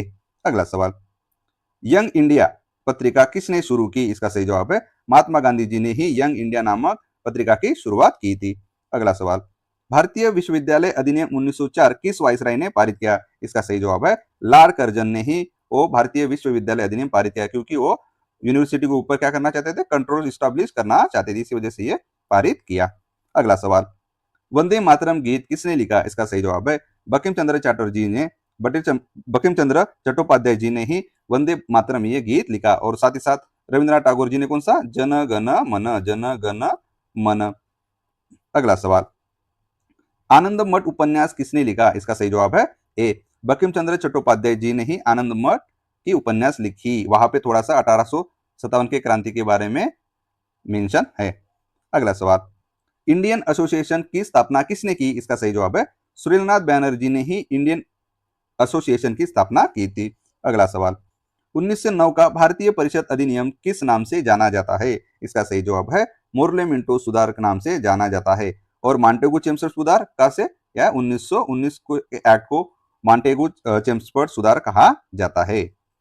अगला सवाल, गदर समाचार पत्र किस भाषा में प्रकाशित होता था? इसका सही जवाब है उर्दू। ये हमेशा याद रखिए कि मेन उर्दू में होता था, लेकिन ये हिंदी में भी हुआ, अंग्रेजी में हुआ और पंजाबी, बाकी सब लैंग्वेज में हुआ, लेकिन मेन प्रमुख होता था वो उर्दू था।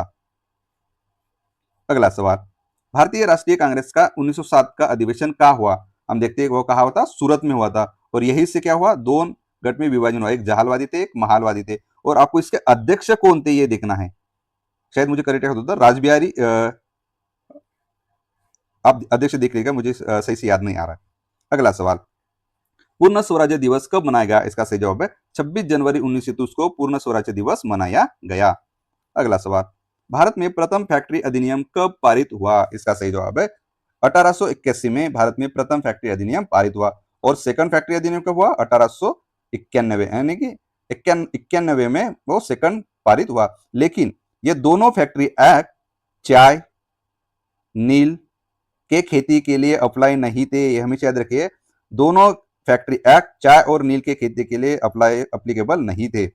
अगला सवाल, डॉक्ट्रिन ऑफ लैप्स किसने लागू की? इसका सही जवाब है लाल डलहौसी ने ही इंप्लीमेंट डॉक्ट्रिन ऑफ लैप्स का यूज करके क्या क्या राज्यों को हड़प लिया था। अगला सवाल, भारतीय सिविल सेवा परीक्षा भारत में कब शुरू हुई? इसका सही जवाब है 1922 में भारत में आईसीएस की परीक्षा स्टार्ट हुई। और आपने देखा कि पहले आईसीएस कौन थे, ये रविंद्रनाथ टैगोर जी के भाई थे। आपको देखना है कि कौन है। अगला सवाल, भारत सेवक समाज की स्थापना किसने की? इसका सही जवाब है ए गोपाल कृष्ण गोखले जी ने ही सर्वेंट ऑफ इंडिया सोसाइटी की स्थापना की। अगला सवाल, अभिनव भारत संगठन की स्थापना किसने की? इसका सही जवाब है वीडी सावरकर जी ने ही अभिनव भारत की संगठन की स्थापना की। और वीडी सावरकर जी ने क्या कहा था, 1857 की क्रांति को प्रथम स्वतंत्र युद्ध कहा था। अगला सवाल, दीनबंधु समाचार पत्र किसने लिखा? देखिए, यह पत्र लिखा था भालेराव जी ने, लेकिन इसका आउटलुक यूज करते थे सत्यशोधक समाज के लिए महात्मा फुले जी, इसलिए यहाँ पे महात्मा फुले दिया है। लेकिन मेन और राइटर थे, इनका पूरा नाम नहीं पता मेरे को, लेकिन सरनेम था भालेराव जी। सत्यशोधक समाज के लिए ये मेन आउटलेट था दीनबंधु, इसलिए ज्योतिबा फुले। अगला सवाल, सत्यार्थ प्रकाश पुस्तक किसने लिखी? इसका सही जवाब है स्वामी दयानंद सरस्वती जी ने ही अपने समाज के लिए सत्यार्थ प्रकाश नामक पुस्तक लिखी। अगला सवाल, 1919 के सुधार किस नाम से जाने जाते हैं? हमने देखा 1909 का क्या, मोर्ले मिंटो, और 1919 का मांटेगू चेम्स्फोर्ड सुधार। अगला सवाल, लखनऊ पैक्ट किसके बीच हुआ था? इसका सही जवाब है ए, मुस्लिम और कांग्रेस के बीच ये लखनऊ पैक्ट हुआ था, ये 1916 में। अगला सवाल, दिल्ली चलो का नारा किसने दिया था? ये हमारे सुभाष चंद्र बोस जी, प्यारे सुभाष चंद्र बोस जी ने दिल्ली चलो का नारा दिया था। अगला सवाल, भारतीय राष्ट्रीय कांग्रेस का 1924 का अधिवेशन कहाँ हुआ था? इसका सही जवाब है बेलगांव में ये हुआ था, और महात्मा गांधी जी एकमात्र अधिवेशन के अध्यक्ष थे। ये हमेशा याद रखे, 1924 में कहा अधिवेशन हुआ था बेलगांव में, और उसके अध्यक्ष कौन थे? ये थे महात्मा गांधी जी, एकमात्र अधिवेशन के अध्यक्ष रहे। अगला सवाल, हंटर आयोग किससे संबंधित था? इसका सही जवाब है एजुकेशन। हंटर आयोग एजुकेशन से संबंधित था।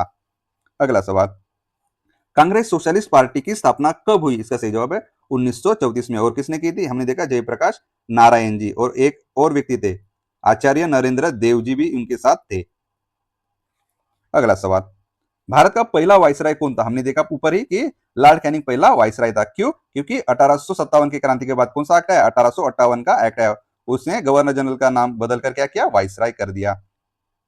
अगला सवाल, दांडी मार्च किस कानून के विरुद्ध में था? इसका सही जवाब है शॉर्ट लॉ के विरुद्ध दांडी मार्च का मोर्चा, यानी कि वो क्या क्या दांडी मार्च निकाले गए थे। अगला सवाल, भारत छोड़ो आंदोलन के समय वायसराय कौन थे? ये आपको मैंने कहा कि आपको देखना है कि भारत छोड़ो आंदोलन के समय वायसराय कौन थे। चलो मैं बदल लाल लीन लितगो। अगला सवाल, नील आंदोलन किसके संबंधित था? इसका सही जवाब है फार्मर। इसी नील आंदोलन और किसने रिक्वेस्ट की थी? आपको देखना है, तभी गांधी जी वहां पे आए थे, और वहां से गांधी जी का पहला आंदोलन चालू हुआ। उसको कहते हैं चंपारण्य सत्याग्रह। उसके बाद चाक अहमदाबाद सत्याग्रह, फिर खेड़ा का सत्याग्रह। आपको जरूर देखना है।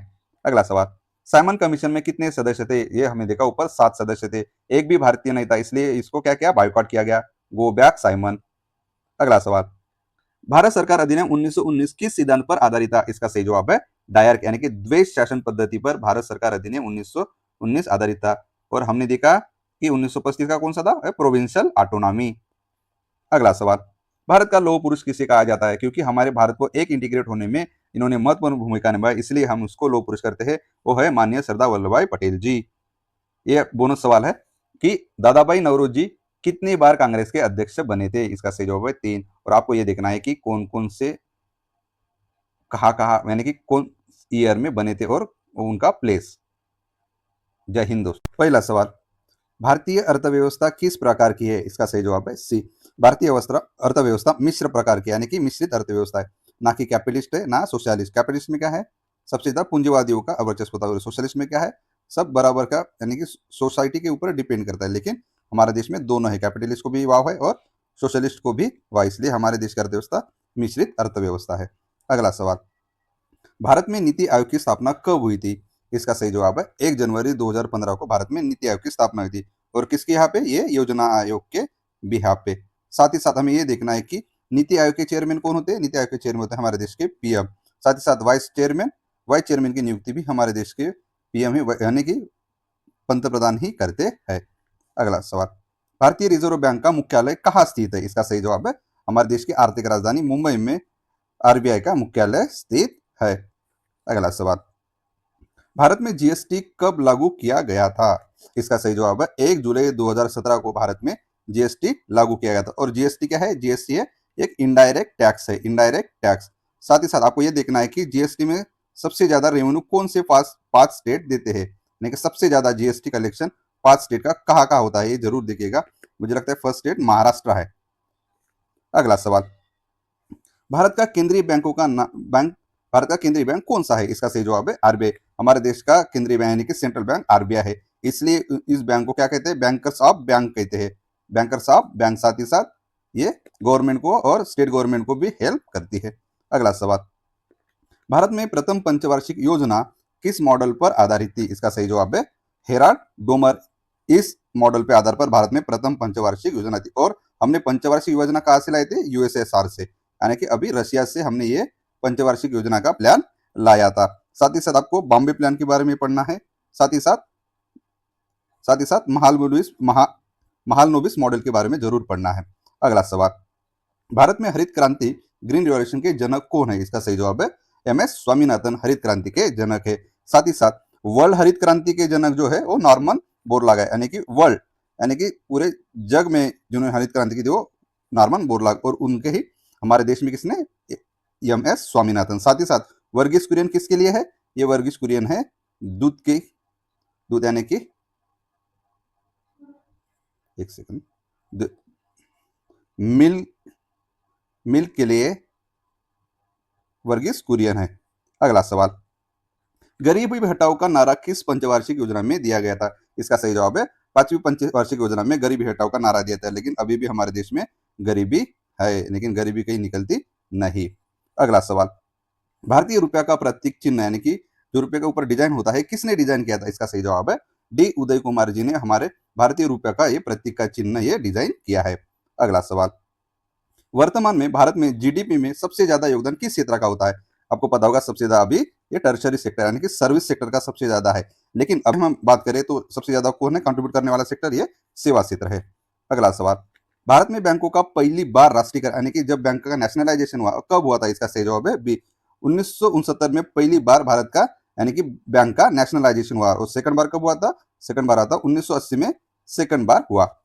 अगला सवाल, सेबी का मुख्य कार्य क्या है? आपको ये पता होगा कि ये सेबी क्या करते हैं? सेबी का फुल फॉर्म ही क्या है? Security exchange board of India यानी कि सिक्योरिटी यानी कि स्टॉक मार्केट, शेयर बाजार का विनियमन करना ये सेबी का मुख्य काम है। अगला सवाल, बुल और बियर शब्द किससे संबंधित है? इसका सही जवाब है शेयर मार्केट। एकदम इजी सवाल है। अगला सवाल, भारत में 1 रुपए के नोट पर किसके हस्ताक्षर होते हैं यानी कि किसने सिग्नेचर होती है? इसका सही जवाब है फाइनेंस सेक्रेटरी के वो सिग्नेचर। हमारे देश में भारत के एक रुपए के नोट पर फाइनेंस सेक्रेटरी के सिग्नेचर होते हैं। अगला सवाल, नाबार्ड की स्थापना किस वर्ष हुई थी? इसका सही जवाब है 1982 में नाबार्ड की स्थापना हुई थी। अगला सवाल, भारत में आयकर किस प्रकार का कर है? इसका सही जवाब है आयकर क्या है? डायरेक्ट कर है और साथ ही साथ प्रोग्रेसिव है, यानी कि जैसे जैसे इनकम बढ़ेगी वैसे वैसा आयकर बढ़ेगा, इसलिए बी भारत में आयकर डायरेक्ट और प्रोग्रेसिव टैक्स है। अगला सवाल, मेक इन इंडिया कार्यक्रम की शुरुआत कब हुई थी? इसका सही जवाब है सितंबर 2014 में मेक इन इंडिया कार्यक्रम की शुरुआत हुई थी। अगला सवाल, भारत का सबसे पुराना स्टॉक एक्सचेंज कौन सा है? इसका सही जवाब है बॉम्बे स्टॉक एक्सचेंज हमारे देश का सबसे पुराना स्टॉक एक्सचेंज मार्केट है। अगला सवाल, आर्थिक सुधार यानी कि एलपीजी की शुरुआत भारत में कब हुई थी? ये सबको पता होगा, ये शुरुआत हुई थी 1991 में। और वह कौन थे तब? हमारे देश में डॉक्टर मनमोहन सिंह जी और पीवी नरसिंह राव जी। डॉक्टर मनमोहन सिंह जी अर्थ मंत्री थे और पीवी नरसिंह राव जी क्या थे? हमारे देश के पीएम थे। अगला सवाल, भारत में राजकोषीय नीति कौन तैयार करता है? देखिए फिस्कल पॉलिसी कौन तैयार करता है? इसका सही जवाब है फाइनेंस मिनिस्टर फिस्कल पॉलिसी तैयार करता है। साथ ही साथ मॉनिटरी पॉलिसी कौन तैयार करता है? मॉनिटरी पॉलिसी करता है आरबीआई। आरबीआई मॉनिटरी पॉलिसी तैयार करता है। अगला सवाल, येलो रिवॉल्यूशन किससे संबंधित है? इसका सही जवाब है येलो कौन सा होता है? ऑयल सीड, तेल का कलर येलो होता है यानी कि ऑयल सीड उत्पादन प्रोडक्शन। पीली क्रांति का संबंध ऑयल सीड यानी तिल उत्पादन से, तिलहन उत्पादन से है। अगला सवाल, मनरेगा योजना किस वर्ष लागू की गई थी? इसका सही जवाब है 2006 में मनरेगा लागू की गई थी, लेकिन इसका एक्ट जो है वो एक्ट 2005 का है। लागू किया था 2006 में और अभी नाम क्या है? रामजी। ये करंट में इसलिए लिया है।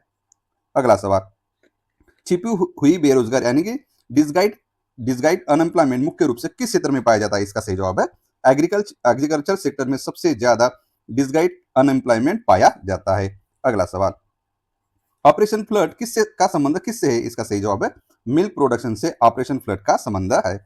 अगला सवाल, भारत में जो भी हम एमएसपी डिक्लेयर करते हैं और कितने क्रॉप के ऊपर डिक्लेयर करते हैं आपको देखना है, और एमएसपी डिक्लेयर करने का जो मैकेनिज्म है वो डिसाइड करता है कृषि लागत और मूल्य आयोग, यानी कि मिनिमम सपोर्ट प्राइस कृषि लागत और मूल्य आयोग घोषणा करता है। अगला सवाल, रेपो रेट को निर्धारित करता है? इसका सही जवाब है रिजर्व बैंक रेपो रेट निर्धारित करते हैं। अगला सवाल, जब मुद्रास्फीति यानी कि इन्फ्लेशन बढ़ती है तो मुद्रा की क्रय शक्ति पर क्या प्रभाव पड़ता है? देखिए अगर इन्फ्लेशन बढ़ गया, एक 5 रुपए की वस्तु थी, एक एक मिलता था पेन 5 रुपए को मिलता था, लेकिन इन्फ्लेशन हो गया उससे क्या होगा? वो 7 रुपए का हो गया, यानी कि उसके कीमत बढ़ गई, लेकिन अपने 5 रुपए का डिमांड तो वही रहेगा, इसलिए अपने को ज्यादा खर्चा करना पड़ता है। इसलिए मुद्रा की क्रय शक्ति यानी कि जो परचेसिंग पावर है पावर रहता है वो 5 रुपए का वो कम हो गया, इसलिए वो घटती है। जब भी इन्फ्लेशन बढ़ते है तब मुद्रा की क्रय शक्ति का यानी कि परचेसिंग पावर ऑफ मनी की क्या होती है? वैल्यू डिक्रीज होती है। अगला सवाल, स्टैग इन्फ्लेशन की स्थिति क्या है? देखिए स्टैग प्लस इन्फ्लेशन, स्टैग मतलब होता है high inflation plus high unemployment ये उसका मतलब स्टैग इन्फ्लेशन होता है। अगला सवाल, भारत में सिक्कों की ढलाई यानी कि माइंटिंग ऑफ काइंस कहाँ पे होती है? इसका सही जवाब है मुंबई, कोलकाता, हैदराबाद और नोएडा में काइन की माइनिंग होती है यानी कि मिंटिंग की जाती है। अगला सवाल, भारत में डिमोनेटाइजेशन की अंतिम घोषणा कब हुई थी? आपके सबका जो इमोशनल पल था वो था ये 8 नवंबर 2016 में लास्ट बार डिमोनेटाइजेशन किया था। क्या ये पहली बार डिमोनेटाइजेशन किया गया था? नहीं। कितनी बार किया गया आप जरूर कमेंट बॉक्स में बताइए। अगला सवाल, लॉरेंज कर्व क्या दर्शाता है? आपको ये देखना है कि लॉरेंज कर्व क्या दर्शाता है। इसका सही जवाब है इनकम इनइक्विलिटी है लॉरेंज कर्व दर्शाता है। आप इसके बारे में जरूर पढ़ लीजिएगा। अगला सवाल, ह्यूमन डेवलपमेंट इंडेक्स यानी कि मानव विकास सूचकांक किसके द्वारा जारी किया जाता है? इसका सही जवाब है यूएनडीपी के द्वारा ह्यूमन डेवलपमेंट इंडेक्स जारी किया जाता है। अगला सवाल, भारत में गरीबी रेखा का निर्धारण वर्तमान में कौन करता है?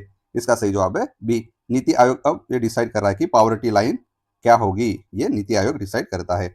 अगला सवाल, लॉ ऑफ डिमांड का संबंध किससे है? इसका सही जवाब है ए, कीमत और मांग का विपरीत संबंध। जैसे जैसी कीमत बढ़ेगी वैसे डिमांड कम होगी, जैसे जैसी प्राइस कम होगी उसकी ऐसे वैसे ही डिमांड क्या होगी, बढ़ेगी, यानी कि ए। अगला सवाल, भारत का सबसे बड़ा ट्रेडिंग पार्टनर कौन सा देश है? अभी भी वो कौन सा है? यूएसए। ये ट्रेडिंग पार्टनर हमेशा बदलते रहता है ईयर बाय ईयर, लेकिन अभी फिलहाल यूएसए है। अगला सवाल, भारत में इन्फ्लेशन की माप किसके आधार पर की जाती है? इसका सही जवाब है सीपीआई पर। भारत में मुद्रास्फीति का माप सीपीआई के आधार पर किया जाता है। अगला सवाल, नीली क्रांति यानी कि ब्लू रिवॉल्यूशन का संबंध किससे है? ब्लू यानी पानी, वाटर जैसा होता है, और किसमें? ये मछली के प्रोडक्शन, फिश प्रोडक्शन से ब्लू रिवॉल्यूशन का संबंध है। अगला सवाल, विश्व बैंक का मुख्यालय कहाँ स्थित है? इसका सही जवाब है डी, यानी कि सी, वाशिंगटन डीसी में वर्ल्ड बैंक का हेडक्वार्टर है। अगला सवाल, भारत में स्टॉक एक्सचेंज का नियमन कौन करता है? हमने देखा security exchange board of India यानी कि सेबी ही और स्टॉक एक्सचेंज का रेगुलेशन करती है। अगला सवाल, बंद अर्थव्यवस्था यानी कि क्लोज इकोनॉमी वह अर्थव्यवस्था है जिसमें न तो निर्यात है और न ही आयात होता है, सबके लिए बंद, यानी कि डी ऑप्शन। अगला सवाल, रेपो दर कौन तय करता है? इसका सही जवाब है आरबीआई, यानी कि रेपो दर कौन करता है? आरबीआई डिसाइड करता है। अगला सवाल, बैंकिंग लोकपाल यानी कि बैंकिंग ऑम्बुड्समैन की योजना शुरुआत किसने की थी? इसका सही जवाब होगा ये आरबीआई ने शुरुआत की थी। ये बहुत बढ़िया योजना है। जब भी हमारा कुछ बैंक से अगर काम अगर बैंक वाले नहीं मान रहे तो आप ऑम्बुड्समैन को कंप्लेंट कर सकते हैं, लेकिन उसकी एक वैलिडिटी टाइम पीरियड है, उसके बाद ही आप हायर रैंकिंग को अप्लाई यानी कि कंप्लेंट कर सकते हैं। अगला सवाल, वह दर जिस पर आरबीआई बैंकों को अल्पकालिक ऋण देता है वो क्या कहलाता है? इसका सही जवाब है वो कहलाता है रेपो दर, वो रेपो रेट कहलाता है। अगला सवाल, भारत में पहला क्षेत्रीय ग्रामीण बैंक कब स्थापित किया गया था? इसका सही जवाब है 1975 को भारत में पहला क्षेत्रीय बैंक स्थापित किया था और उसका नाम था ग्रामीणा। अगला सवाल, ये आपने इसका फुल फॉर्म देखा होगा क्योंकि हर बार ये कोई ना कोई कभी ना कभी आपको काम आता है, केवाईसी। इसका नाम है नो योर कस्टमर, केवाईसी। अगला सवाल, भारत में राष्ट्रीय आय की गणना कौन करता है? हमारे देश में अब नेशनल इनकम की गणना करता है सी, यानी कि राष्ट्रीय सांख्यिकी कार्यालय यानी कि एनओसो, अब वो नेशनल इनकम की काउंटिंग करता है। अगला सवाल, हिंदू वृद्धि दर, हिंदू ग्रोथ रेट किससे संबंधित है? इसका सही जवाब है नेशनल इनकम और जीडीपी से संबंधित हिंदू वृद्धि दर है। अगला सवाल, रूरकेला स्टील प्लांट किसके सहयोग से स्थापना की गई थी? इसका सही जवाब है जर्मनी, यानी कि रूरकेला स्टील प्लांट जर्मनी के सहयोग से हमने स्थापना की थी। अगला सवाल, प्लानिंग कमीशन के प्रथम अध्यक्ष कौन थे? इसका सही जवाब है जवाहरलाल नेहरू जी प्लानिंग कमीशन के प्रथम अध्यक्ष थे। अगला सवाल, भारत में दूसरी पंचवार्षिक योजना का मुख्य उद्देश्य क्या था? इसका सही जवाब है हेवी इंडस्ट्री हमारे देश में सेकंड 5 ईयर प्लान का एक मेन ऑब्जेक्टिव था, और फर्स्ट का क्या था? ये एग्रीकल्चर डेवलपमेंट, ये फर्स्ट 5 ईयर का मेन ऑब्जेक्टिव था। अगला सवाल, भारत में सबसे बड़ा अप्रत्यक्ष इनडायरेक्ट टैक्स कौन सा है? अभी हमने देखा इनडायरेक्ट का कौन सा है सबसे ज्यादा बड़ा, ये जीएसटी है, यानी कि जीएसटी। अगला सवाल, फेरा को बदलकर कौन सा अधिनियम लाया गया? इसका सही जवाब है ए, फेरा को बदलकर क्या लाया? फेमा। और आपको फेमा का फुल फॉर्म आपको कमेंट बॉक्स में बताना है। अगला सवाल, एक्सिम बैंक की स्थापना कब हुई थी? आपने पढ़ा होगा। हमने कौन सी देखी? नाबार्ड की स्थापना नाबार्ड की स्थापना कब हुई थी? 1982 में। और ये देखना है कि एग्जिम बैंक की स्थापना कब हुई थी? ये 1983 में। ये नजदीक नजदीक हमेशा याद रखिए, एग्जिम बैंक की स्थापना 1983 में हुई थी। अगला सवाल, स्मार्ट मनी का शब्द प्रयोग किसके लिए होता है? स्मार्ट मनी का शब्द प्रयोग हम होता है क्रेडिट कार्ड के लिए। ये स्मार्ट मनी का शब्द प्रयोग हुआ होता है। अगला सवाल, भारत का सबसे बड़ा रेशम उत्पादक राज्य कौन सा है? इसका सही जवाब है कर्नाटका ही लार्जेस्ट सिल्क प्रोडक्शन स्टेट है।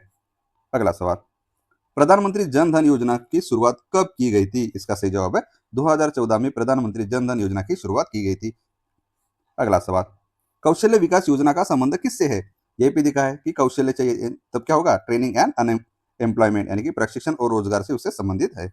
अगला सवाल, किस राज्य की प्रति व्यक्ति आय यानी कि पर कैपिटा इनकम सबसे अधिक है? इसका सही जवाब है गोवा। क्यों? स्मॉल स्टेट है, वह इनकम ज्यादा है, इसलिए इसे पर कैपिटा इनकम सबसे ज्यादा है। स्मॉल स्टेट है और पॉपुलेशन भी कम है। अगला सवाल, मुद्रा बैंक का उद्देश्य, मुख्य उद्देश्य क्या है? ये बहुत बार सवाल पूछा गया है। इसका सही जवाब है सूक्ष्म उद्योगों को वित्त पुराना, यानी कि फाइनेंस टू माइक्रो इंडस्ट्रीज को पैसा पुराना। ये मुद्रा बैंक का सबसे बड़ा उद्देश्य है, यानी कि मेन ऑब्जेक्टिव है। अगला सवाल, भारत में गरीबी का मुख्य कारण क्या माना जाता है? लो लिटरेसी सही है, पॉपुलेशन ग्रोथ ज्यादा ये भी सही है, और अनइक्वल डिस्ट्रीब्यूशन ऑफ इनकम ये भी सही है, यानी कि सी। भारत में अगर गरीबी का मुख्य कारण ये तीनों है। अगला सवाल, निफ्टी किस स्टॉक एक्सचेंज का सूचकांक है? इसका सही जवाब है NSE, यानी कि नेशनल NSE। आपको ये देखना है कि NSE के बारे में थोड़ा सा पढ़। निफ्टी इसका सूचकांक है। अगला सवाल, सेंसेक्स कितनी कंपनियों पर आधारित होता है? इसका सही, सेंसेक्स होता है 30, और निफ्टी कितने का होता है? निफ्टी होता है 50 कंपनियों पर आधारित। अगला सवाल, भारत में मिश्रित यानी कि मिक्स इकोनॉमी कब अपनाया गया था? इसका सही जवाब है 1948 में, यानी कि 1948 में भारत ने मिश्रित अर्थव्यवस्था को अपनाया था। यहाँ पे एक इंडस्ट्रियल पॉलिसी डिक्लेयर की गई थी, तब से हमने मिक्स इकोनॉमी को अडॉप्टेशन किया है। अगला सवाल, विश्व व्यापार संगठन यानी कि WTO का पूर्ववर्ती यानी कि ओल्ड नाम क्या है? इसका सही जवाब है गैट। गैट उसका WTO का पूरा ओल्ड नेम है गैट। अगला सवाल, भारत में श्वेत क्रांति किससे संबंधित है? किससे संबंधित है? मिल्क के संबंधित है। अगला सवाल, नरसिम्हा समिति का संबंध किससे है? नरसिम्हन समिति का संबंध किससे है? इसका सही जवाब है बैंकिंग रिफॉर्म से संबंधित। ये उसका संबंध है। ये नरसिम्हा समिति 1 और नरसिम्हा समिति 2, ये दोनों समिति ये बैंकिंग रिफॉर्म से संबंधित है। अगला सवाल, लाफर कर्व क्या दर्शाता है? इसका सही जवाब है टैक्स रेट और टैक्स रेवेन्यू की जो भी रिलेशन है वो लाफर कर्व दर्शाता है। इस तरह से मैक्सिमम ये लाफर कर्व के बारे में है, लाफर कर्व दर्शाता है। अगला सवाल, एगमार का संबंध किससे है? एगमार का संबंध है प्रोडक्शन क्वालिटी से संबंधित है, हमेशा याद रखिएगा। अगला सवाल, भारत का सबसे बड़ा सार्वजनिक क्षेत्र का बैंक कौन सा है? ये है SBI। अगला सवाल, अंत्योदय अन्न योजना जो हम BPL APL और लो पॉवर्टी लाइन को जो हम पुराते हैं उसे हम अंत्योदय अन्न योजना की तरफ से उसको क्या राशन पुराते हैं, और ये योजना शुरू की गई थी 2000 में, अंत्योदय अन्न योजना। अगला सवाल, भारत में गरीबी रेखा का आकलन करने के लिए किस समिति ने कैलोरी खपत का सुझाव दिया था? यानी कि कैलोरी कंजम्पशन का ये सुझाव दिया था, वो समिति थी अलग समिति सी, इसी नहीं। अगला सवाल, विश्व व्यापार संगठन यानी कि WTO, देखो हमने पहले देखा कि WTO का पूरा ओल्ड नाम क्या था? गैट, और इसका क्या पूछा है? इसका हेडक्वार्टर पूछा है। इसका हेडक्वार्टर जेनेवा में है। अगला सवाल, GDP का पूर्ण रूप क्या है? इसका सही जवाब है ग्रास डोमेस्टिक प्रोडक्ट, ये GDP का फुल फॉर्म है। अगला सवाल, बुल मार्केट का अर्थ क्या होता है? इसका सही जवाब है जब शेयर की कीमत बढ़ती है तो उसे बुल मार्केट कहते हैं, और जब डाउन होती है तो उसे बियर मार्केट कहते हैं। हमने पहले देखा बुल और बियर। अगला सवाल, इंटरनेशनल मॉनेटरी फंड का मुख्य कार्य क्या है? इसका सही जवाब है ये भुगतान संतुलन की समस्याओं में मदद करना, यानी कि assisting in balance of payment problems के संबंधी को सॉल्व करना, ये IMF का काम है। इसलिए पाकिस्तान हमेशा भीख कटोरा लेके चला जाता है। अगला सवाल, भारत का मैनचेस्टर किसे कहा जाता है? इसका सही जवाब है अहमदाबाद को भारत का मैनचेस्टर कहा जाता है। अगला सवाल, भिलाई स्टील प्लांट किसके सहयोग से स्थापित किया गया? इसका सही जवाब है रशिया, यानी कि सोवियत संघ से मदद से भिलाई स्टील प्लांट की स्थापना की गई है। अगला सवाल, भारत में सोने का सबसे बड़ा उत्पादक राज्य कौन सा है? इसका सही जवाब है कर्नाटक ही भारत में सबसे बड़ा सोने का उत्पादक राज्य है। अगला सवाल, नवरत्न का दर्जा किसे दिया जाता है? इसका सही जवाब है सार्वजनिक क्षेत्र के उपक्रमों को, यानी कि टू पब्लिक सेक्टर अंडरटेक, यानी कि पीयूसी को दर्जा दिया जाता है। और आपको ये देखना है कि महारत्न कंपनियां कितनी हैं। महारत्न आप कमेंट्स में जरूर ये पढ़ लीजिएगा। अगला सवाल, भारत में पेट्रोलियम का पुराना उत्पादक राज्य कौन सा है? ये कहा होता है दिग्बोई, आसाम। आसाम में सबसे ज्यादा ओल्डेस्ट प्रोड्यूसर ऑफ पेट्रोलियम है, यानी कि दिग्बोई में। अगला सवाल, लिक्विडिटी ट्रैप की स्थिति में ब्याज दरें कैसी होती है? इसका सही जवाब है शून्य से शून्य के करीब, क्योंकि लिक्विडिटी ट्रैप में क्या होता है, ब्याज दर भी कम कर दिया तब भी डिमांड नहीं बढ़ रही होती, उसे इसी वजह से उसको लिक्विडिटी ट्रैप कहा जाता है। अगला सवाल, चेक की वैधता अवधि कितनी होती है? इसका सही जवाब है 3 महीने चेक की वैधता होती है। अगला सवाल, इंश्योरेंस सेक्टर का नियमन कौन करता है? इसका सही जवाब है इरिडा। इरिडा ही इंश्योरेंस सेक्टर को रेगुलेट करती है। अगला सवाल, फिएट मनी क्या है? इसका सही जवाब है एक लीगल टेंडर करेंसी है, साथ ही साथ गवर्नमेंट बैक करेंसी है, उसको हम फिएट मनी कहते हैं। अगला सवाल, शून्य आधारित बजट यानी कि जीरो बेस्ड बजटिंग का अर्थ क्या है? इसका सही जवाब है जब भी हम बजट प्रिपेयर करते हैं तो हम जीरो से स्टार्ट करें, इसलिए उसको शून्य आधारित बजट कहा जाता है। यानी कि ऑप्शन नंबर बी, हर बार नए सिरे से बजट तैयार करना उसको ही जीरो बेस्ड बजटिंग कहते हैं। अगला सवाल, बेटी बचाओ बेटी पढ़ाओ योजना की शुरुआत कब हुई थी? इसका सही जवाब है पानीपत से वहां से शुरुआत हुई थी। और किस वर्ष की थी जरूर आप कमेंट बॉक्स में बताइए। अगला सवाल, उज्ज्वला योजना का संबंध किससे है? इसका सही जवाब है एलपीजी गैस कनेक्शन से उज्ज्वला योजना का संबंध थे। यह हमेशा चर्चा में रहती है। अगला सवाल, भारत में जनगणना कितने वर्षों के अंतराल पर की जाती है? इसका सही जवाब है 10 वर्षों के अंतराल पर। और सबसे पहली जनगणना कब की थी? 1871 में। सिंक्रोनाइजेशन कब हुई थी आपको दिखना है साथ ही साथ। अगला सवाल, भारत में न्यू इकोनॉमिक पॉलिसी के मुख्य वास्तुकार कौन थे?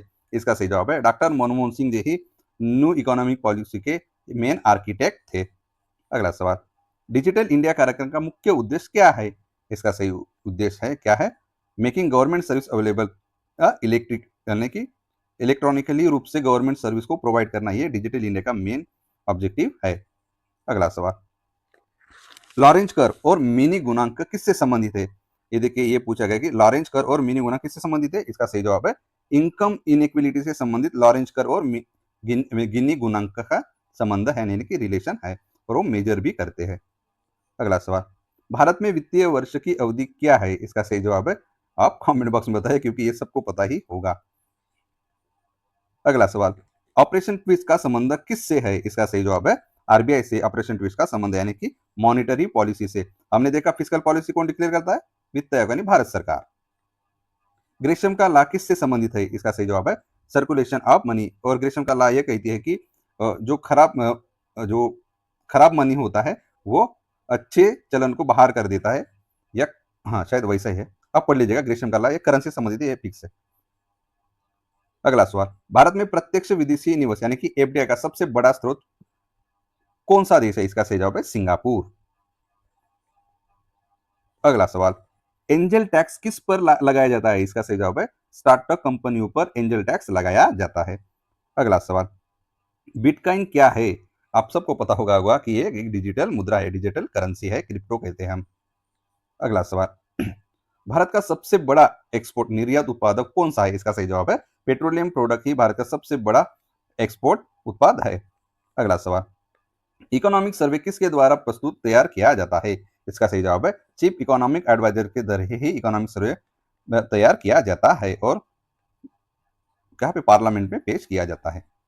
अगला सवाल, भारत का सीएसओ और एनएसओ अब किस में विलय हो गया? इसका सही जवाब है एनएसओ में, एनएसओ यानी कि नेशनल स्टैटिस्टिकल ऑफिस में वो विलय हो गया। दो बोनस प्रश्न देखते हैं कि हमने देखा मॉनिटरी पॉलिसी कौन डिक्लेयर करता है? ये आरबीआई डिक्लेयर करता है। साथ ही साथ इन्फ्लेशन का क्या अर्थ होता है कि इन्फ्लेशन में होता है कि general rise in prices of good, कीमतों सामान्यतः वस्तु की कीमतों में सामान्य वृद्धि होना। पृथ्वी का आकार कैसा होता है? इसका सही जवाब है चपटा गोलाकार, यानी कि ऑब्लेट स्फेराइड जैसा पृथ्वी का शेप होता है। अगला सवाल देखते हैं, मैकमोहन रेखा किन दो देशों के बीच की सीमा है? इसका सही जवाब है भारत और चीन के बीच के रेखा को क्या कहा जाता है? मैकमोहन लाइन कहा जाता है। और भारत और पाकिस्तान के बीच की जो दो देशों के बीच की सीमा है उसको क्या कहा जाता है? इसको कहा जाता है रेड क्लिफ। अगला सवाल, मृत सागर किन दो देशों के बीच स्थित है? इसका सही जवाब है डेड सी, जॉर्डन और इजराइल के दो देशों के बीच स्थित है। अगला सवाल, कर्क रेखा भारत में कितने राज्यों से होकर गुजरती है? इसका सही जवाब है 8। कर्क रेखा यानी कि ट्रॉपिक ऑफ कैंसर 8 स्टेट से होकर गुजरती है और आपको ये 8 स्टेट के नाम पाठ होना चाहिए, हमेशा याद रखना चाहिए। अगर किसी को पता है तो आप जरूर कमेंट बॉक्स में बताइए। अगला सवाल, विश्व का सबसे बड़ा महासागर कौन सा है? इसका सही जवाब है प्रशांत महासागर विश्व का सबसे बड़ा महासागर है। अगला सवाल, विश्व की सबसे लंबी नदी कौन सी है? यानी कि longest river in the world. इसका सही जवाब है नील नदी विश्व की सबसे लंबी नदी है। अगला सवाल, अब पूछा कि भारत में सबसे लंबी नदी कौन सी है? देखिए इसका सही जवाब है गंगा। ये ब्रह्मपुत्र हमारे देश से गुजरती है, लेकिन ये भारत की नदी नहीं है। कहाँ से इसका उगम होता है? इसका तिब्बत से होता है, यानी कि भारत की सबसे लंबी नदी गंगा है। अगला सवाल, मानस वन्यजीव अभयारण्य यानी कि मानस वाइल्ड लाइफ सेंचुरी किस राज्य में स्थित है? ये आपको कमेंट बॉक्स में बताना है, क्योंकि ये बहुत फेमस वाइल्ड लाइफ सेंचुरी है। आप जरूर बताइएगा ताकि बाकी को भी हेल्पफुल रहेगा। अगला सवाल, भारत का सबसे ऊंचा पर्वत शिखर कौन सा है? इसका सही जवाब है सी, यानी कि कंचनजंगा भारत का सबसे हाईएस्ट माउंटेन पीक है। अगला सवाल, थार मरुस्थल यानी कि थार डेजर्ट किस राज्य में स्थित है? इसका सही जवाब है राजस्थान में थार डेजर्ट स्थित है।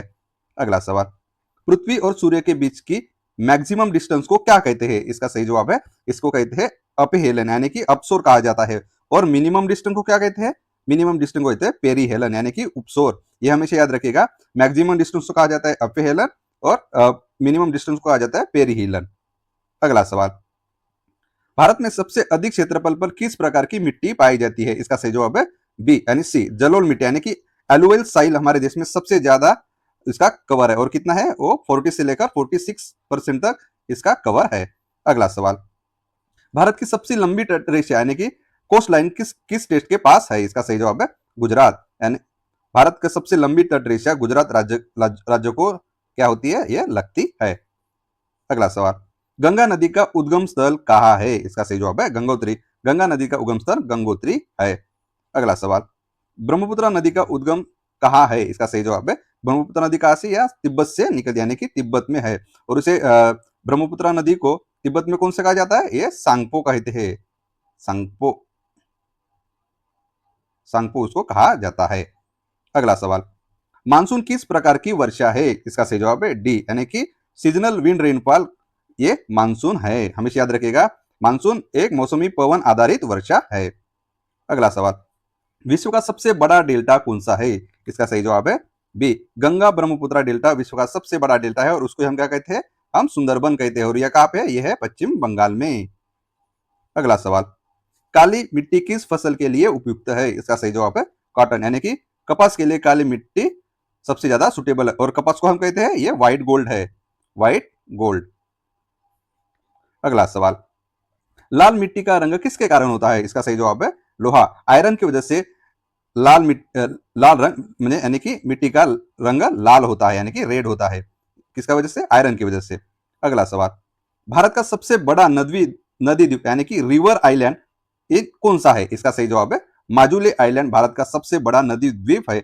और आपको देखना है कि ये माजुली जो द्वीप है वो कौन से नदी में है और साथ ही साथ कहाँ पे है।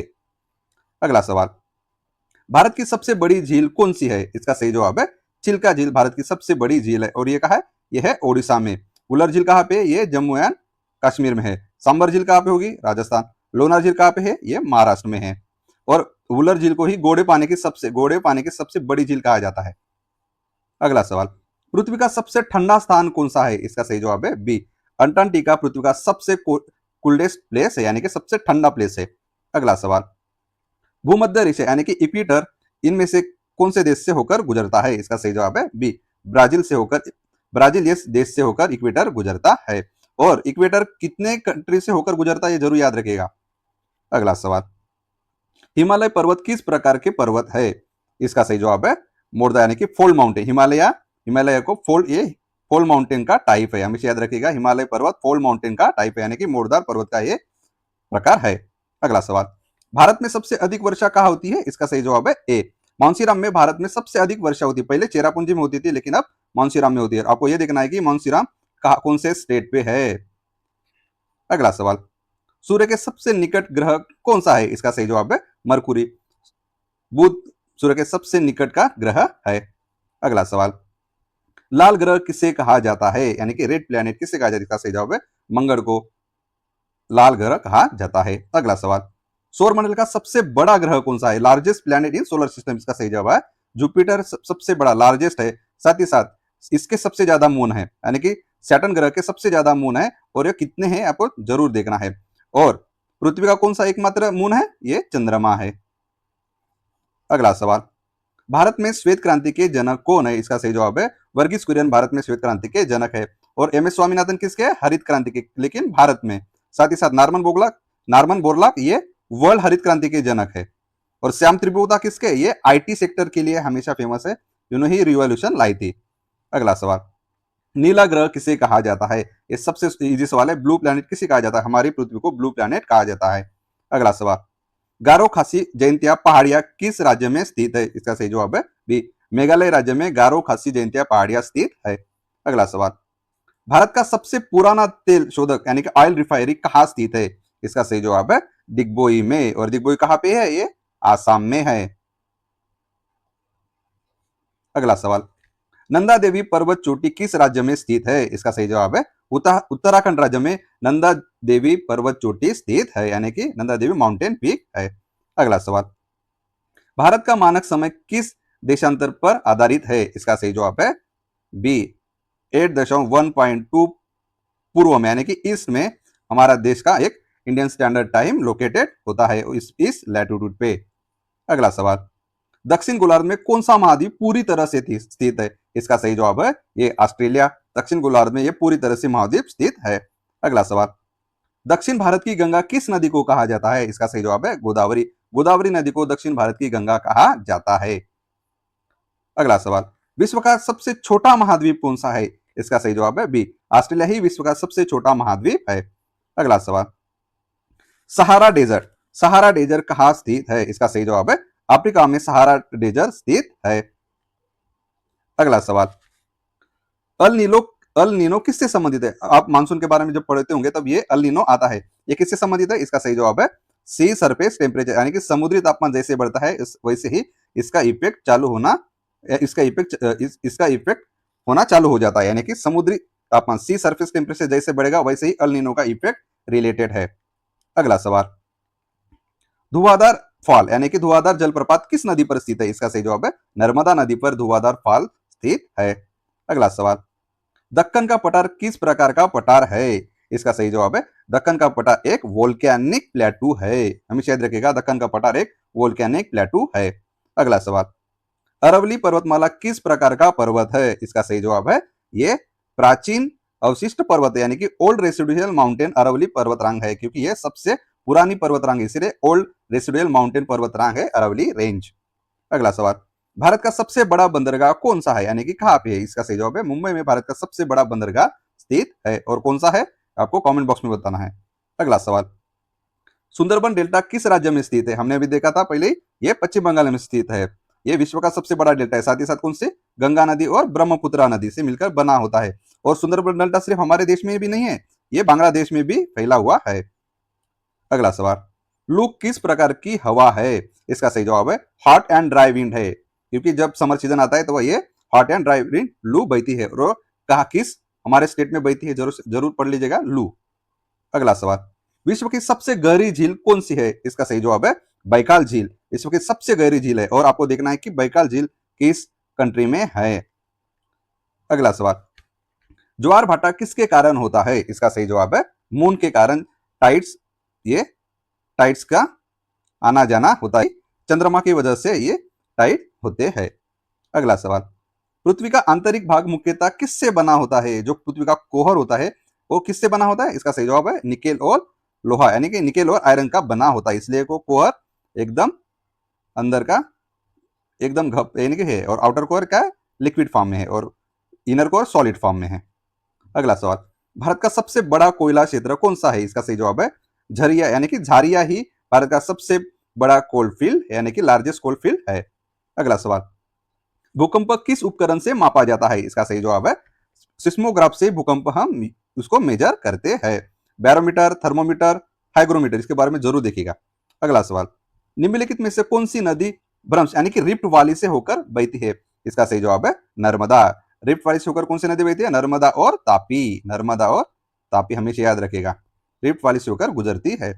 अगला सवाल, पृथ्वी की सबसे बाहरी परत यानी कि आउटर मोस्ट लेयर को क्या कहा जाता है? इसका सही जवाब है क्रस्ट कहा जाता है। ये देखिए, सबसे ऊपर क्रस्ट होता है, बाद में मेंटल होता है, ये कोर होता है।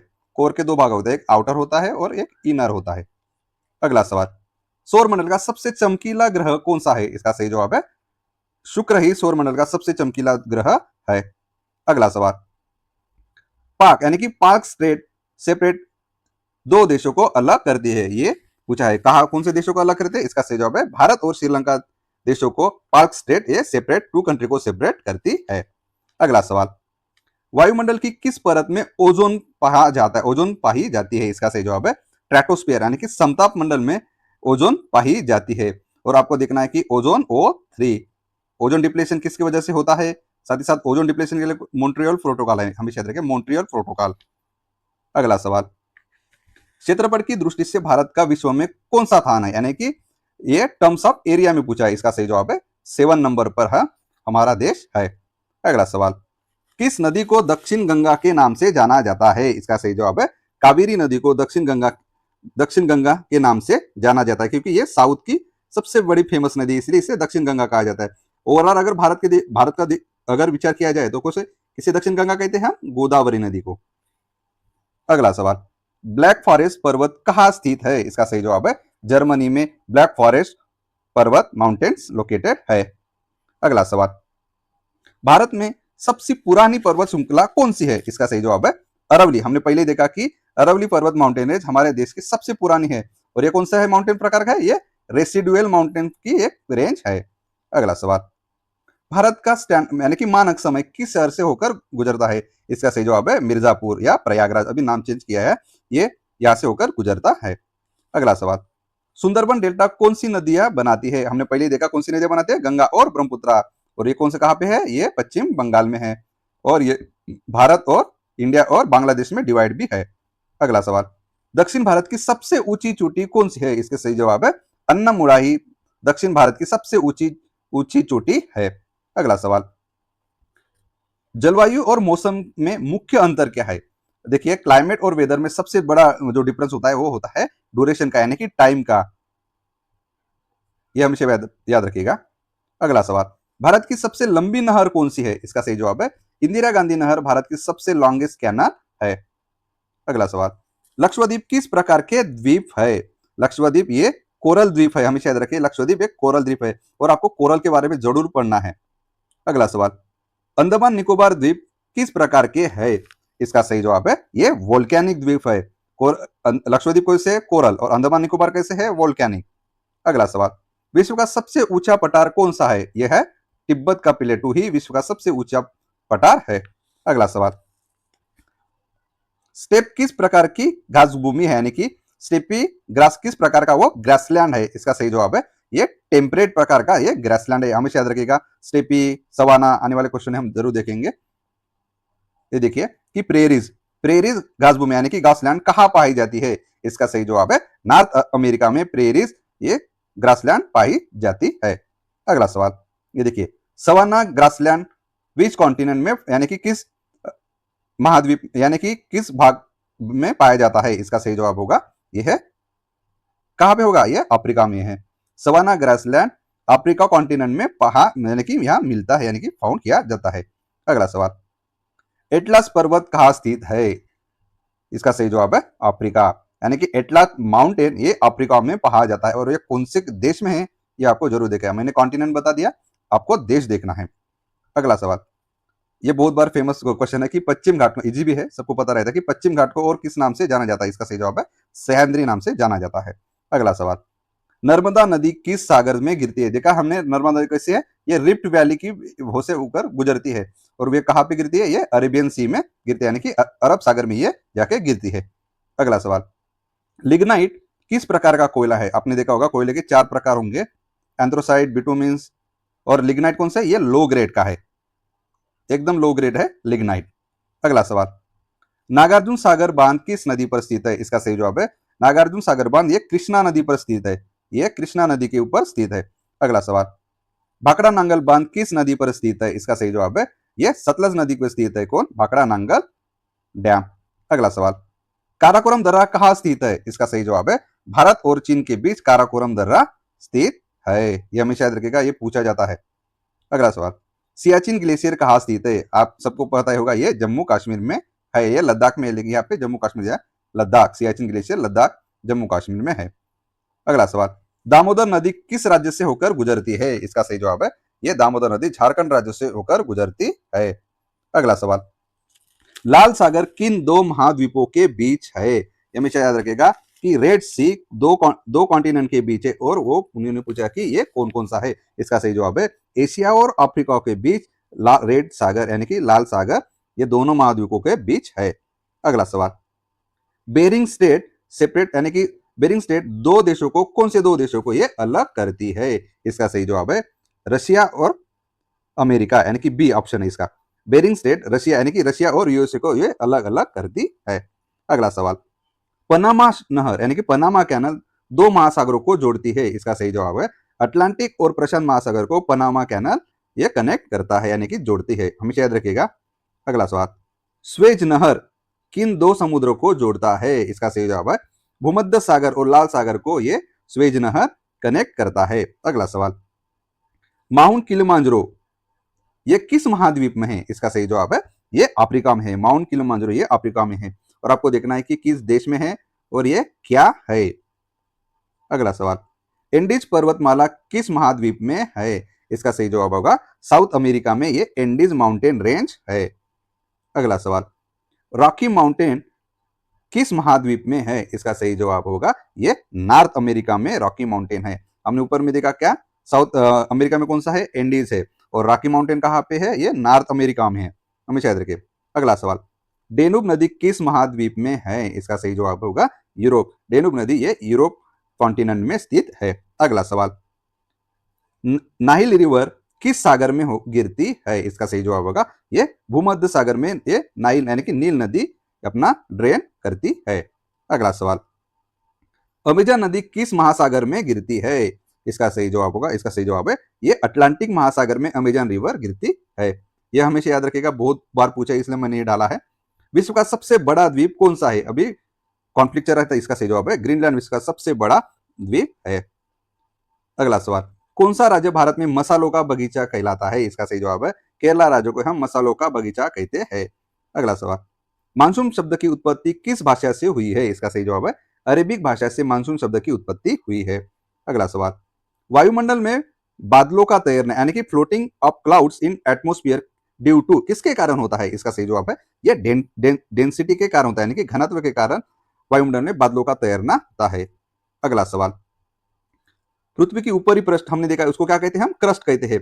इसमें सर्वाधिक पाया जाने वाला तत्व कौन सा है? इसका सही जवाब है लोहा, सॉरी इसका सही जवाब है ऑक्सीजन। ऑक्सीजन ही वो एलिमेंट है सबसे ज्यादा अबंडन पाया जाता है वो क्रस्ट में। अगला सवाल, भूमध्य सागर का प्रकाश स्तंभ किस ज्वालामुखी को कहा जाता है? इसका सही जवाब है स्ट्रॉम्बेली को ये light house of the Mediterranean sea कहा जाता है। अगला सवाल, सोलर इक्लिप्स कब होता है? इसका सही जवाब है जब चंद्रमा सूर्य और पृथ्वी के बीच आती है तब सोलर इक्लिप्स होता है। और मून इक्लिप्स कब होता है? इसका सही जवाब जब पृथ्वी सूर्य और चंद्रमा के बीच आती है तब मून इक्लिप्स होता है, और सोलर इक्लिप्स यहाँ होता है यानी कि जब चंद्रमा सूर्य और पृथ्वी के बीच आती है। अगला सवाल, भारत में वन अनुसंधान संस्था कहाँ स्थित है? यानी कि फॉरेस्ट रिसर्च इंस्टीट्यूट कहाँ स्थित है? इसका सही जवाब है यह देहरादून में स्थित है। अगला सवाल, लोएस का मैदान किस प्रकार का निर्मित होता है? लोएस किस प्रकार से निर्मित होता है? ये बाय विंड द्वारा ये लोएस का प्लेन निर्माण होता है। अगला सवाल, ग्रेट स्लेव झील कहाँ स्थित है? इसका सही जवाब है ये कनाडा में स्थित है। ग्रेट स्लेव झील कनाडा में स्थित है। अगला सवाल, भारत में गुलाबी यानी कि पिंक रिवॉल्यूशन किससे संबंधित है? इसका सही जवाब है ये ओनियन और प्रॉन्स यानी कि प्याज और झींगा से संबंधित है ये पिंक रिवॉल्यूशन। ये आपको एक्स्ट्रा सवाल दिया है कि ट्विन सिस्टर किस ग्रह को कहा जाता है। पर्यावरण का पहला सवाल, मीनामाता रोग किस धातु के जहर के कारण होता है? इसका सही जवाब है मरकुरी धातु के जहर के कारण मीनामाता रोग होता है। अगला सवाल, ग्लोबल वार्मिंग के लिए मुख्य रूप से कौन सी गैस सबसे ज्यादा जिम्मेदार है? इसका सही जवाब है कार्बन डाइऑक्साइड ही ग्लोबल वार्मिंग के लिए सबसे ज्यादा जिम्मेदार गैस है। अगला सवाल, विश्व पर्यावरण दिवस कब मनाया जाता है? इसका सही जवाब है 5 जून को विश्व पर्यावरण दिवस मनाया जाता है। और 16 सितंबर को, 1 दिसंबर को क्या, 1 दिसंबर को एड्स डे है। और 16 सितंबर को क्या है, ये ओजोन डे है, ओजोन डे। और 22 अप्रैल को क्या है, ये अर्थ डे है, अर्थ डे। अगला सवाल, ओजोन परत वायुमंडल की किस परत में पाई जाती है? इसका सही जवाब है स्ट्रेटोस्फीयर में ओजोन गैस पाई जाती है, साथ ही साथ ओजोन O3। और आपको देखना है कि अगर ओजोन होल पड़ा है उसके लिए कौन सा प्रोटोकॉल है? इसका सही जवाब है Montreal protocol. Montreal protocol ozone gas depletion से संबंधित है। अगला सवाल, निम्नलिखित में से कौन सा ऊर्जा का गैर non renewable source of energy है, जिसके हम रिन्यू होने में थोड़ा वक्त लगता है? इसका सही जवाब है कोल, क्योंकि कोल बनने में हजारों वर्ष लगते हैं, इसी वजह से नॉन रिन्यूएबल सोर्स ये ऊर्जा का कोयला है। अगला सवाल, इटाई इटाई डिसीज किस धातु के कारण होता है? इसका सही जवाब है कैडमियम। हमने मरकुरी वजह से कौन सा दिया था, मीना माता। और ये कहा पाया गया था सबसे पहले, जापान में। और इताई इताई रोग किसके कारण होता है? सही जवाब है कैडमियम के कारण। अगला सवाल, इकोसिस्टम ऊर्जा का प्रवाह कैसा होता है? हमेशा इन इकोसिस्टम में ऊर्जा का प्रवाह कैसा होता है? ये यूनिडायरेक्शनल होता है, यानी कि एक दिशीय होता है। हमेशा याद रखेगा, इन इकोसिस्टम यानी कि परिस्थिति के तंत्र में ऊर्जा का प्रवाह एक दिशीय होता है, यानी कि यूनिडायरेक्शनल होता है। अगला सवाल, निम्नलिखित में से कौन सा सेकेंडरी पोल्यूटन यानी कि द्वितीय प्रदूषक है? इसका सही जवाब है प्यान। ये बहुत बार पूछा गया है, हमेशा याद रखें। सेकेंडरी प्रदूषण प्यान है, यानी कि पैरोक्सिटिलीन नाइट्रेट। अगला सवाल, विश्व ओजोन दिवस कब मनाया जाता है? हमने देखा 16 सितंबर को विश्व ओजोन दिवस मनाया जाता है। साथ ही साथ हमने 5 जून को क्या देखा, ये environment day, world environment day. 22 मार्च को क्या है, 22 अप्रैल को क्या, अर्थ डे। और 22 मार्च को क्या है, ये जल दिन है। अगला सवाल, जैव विविधता हॉटस्पॉट की अवधारणा किसके द्वारा दी गई थी? इसका सही जवाब है नॉर्मन मायर्स के द्वारा जैव विविधता हॉटस्पॉट की कंसेप्ट दी गई। और आपको देखना है कि भारत में कितने बायोडाइवर्सिटी हॉटस्पॉट है, मैं बताता हूँ 4 है। और आपको देखना ये कहाँ कहाँ है। अगला सवाल, उत्तराखंड में पेड़ों की रक्षा के लिए कौन सा आंदोलन चलाया गया? ये फेमस आंदोलन है, इसका सही जवाब है उत्तराखंड में पेड़ों की रक्षा के लिए चिपको आंदोलन चलाया गया। अगला सवाल, अम्लीय वर्षा किसकी सांद्रता में वृद्धि के कारण होती है? Increase in concentration assistant cause by SO2 and NO2, sulphur dioxide and nitrogen dioxide. ये हमेशा याद रखें। अगला सवाल, काजीरंगा राष्ट्रीय उद्यान नेशनल पार्क कहाँ पे है? इसका सही जवाब है आसाम में। और किसके लिए फेमस है? ये एक सिंडा गेंडे के लिए फेमस है, गेंडे। अगला सवाल, BOD का पूर्ण रूप क्या है? इसका सही जवाब है बायोलॉजिकल बायोकेमिकल ऑक्सीजन डिमांड। ये हमेशा याद रखिए। ये किसकी वजह से, जब वाटर में ऑक्सीजन की कितनी मात्रा में ऑक्सीजन कॉन्सेंट्रेट है, इसके यूज के लिए हम बायोलॉजिकल ऑक्सीजन डिमांड का मेजर करते हैं। अगला सवाल, निम्नलिखित में से कौन सा जैव निम्नीकरण कचरा यानी कि बायोडिग्रेडेबल वेस्ट? इसका सही जवाब है पेपर। बायोडिग्रेडेबल यानी कि उसका विघटन वो क्या होता है, वो पर्यावरण यानी कि जमीन में हो जाता है, और जिसके लिए कम से कम टाइम लगता है उसे बायोडिग्रेडेबल कहते हैं। यह है पेपर। अगला सवाल, प्रथम पृथ्वी शिखर सम्मेलन यानी कि फर्स्ट अर्थ समिट कहाँ हुई थी? इसका सही जवाब है रियो डी जेनरो, वहां फर्स्ट अर्थ समिट हुई थी। अगला सवाल, ब्लू बेबी सिंड्रोम पानी में किसकी अधिकता के कारण होता है? इसका सही जवाब है नाइट्रेट में अगर पानी की अधिकतमता बढ़ गई तो ब्लू बेबी सिंड्रोम रोग यानी कि ये डिसीज होता है। अगला सवाल, किस पौधे को बंगाल का आतंक यानी कि टेरर ऑफ बंगाल कहा जाता है? इसका सही जवाब है वाटर हाइंसिथ यानी कि जल कुंभी को टेरर ऑफ बंगाल कहा जाता है। अगला सवाल, भारत में प्रोजेक्ट टाइगर कब शुरू किया गया था? इसका सही जवाब है 1973 में भारत में प्रोजेक्ट टाइगर शुरू किया गया था। और सबसे ज्यादा टाइगर कहाँ पे है, ये देखिए। और टाइगर की हर जनगणना यानी कि काउंटिंग कितने साल के बाद होती है, हमेशा याद रखिए। अगला सवाल, ऊर्जा का वह स्रोत जो सबसे कम ग्लोबल वार्मिंग का कारण बनता है? इसका सही जवाब है कौन सा होगा, ये होगा सोलर एनर्जी। सोलर ऊर्जा से क्या ग्लोबल वार्मिंग ज्यादा बढ़ती है क्या? नहीं।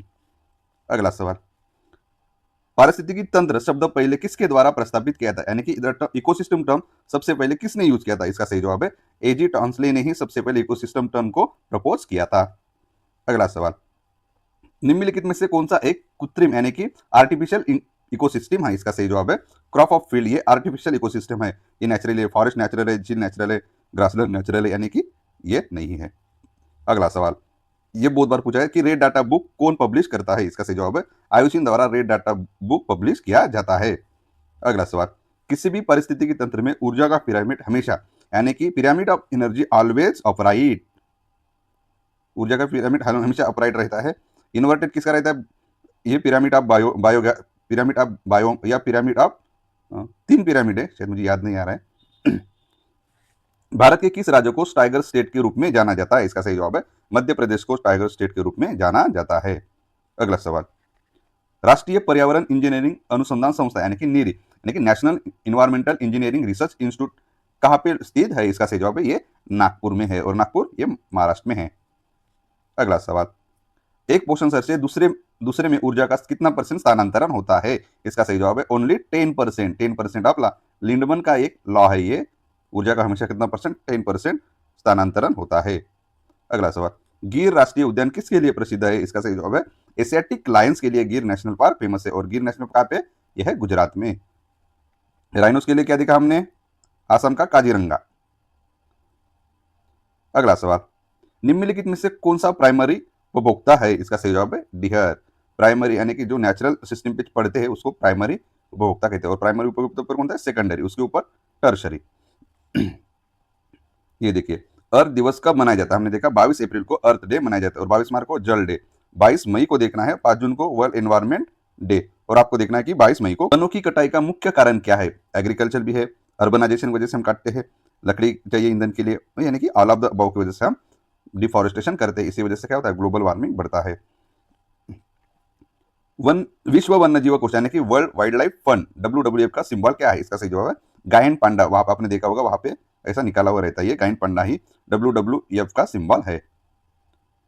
अगला सवाल, लाइक लाइकेंस किसके सूचक होते हैं? इसका सही जवाब है एयर पोल्यूशन के लाइसेंस ये सूचक यानी कि इंडिकेटर है। अगला सवाल, चिपको आंदोलन हमने देखा कहा हुआ था? ये उत्तराखंड में। किसके लिए? वनों की कटाई के विरुद्ध में हुआ था, और इसका नेतृत्व किसने किया था? इसका सही जवाब है डी, सुंदरलाल बहुगुणा जी ने ही चिपको आंदोलन का नेतृत्व किया था। अगला सवाल, पौधे प्रकाश संश्लेषण के लिए किस गैस का उपयोग करते हैं? आपको सबको पता है, इसका सही जवाब है कार्बन डाइऑक्साइड का यूज करते हैं। अगला सवाल, एक से टू संरक्षण में शामिल है। देखिए, एक से टू और इन सिटू, ये टर्म हमेशा याद रखें।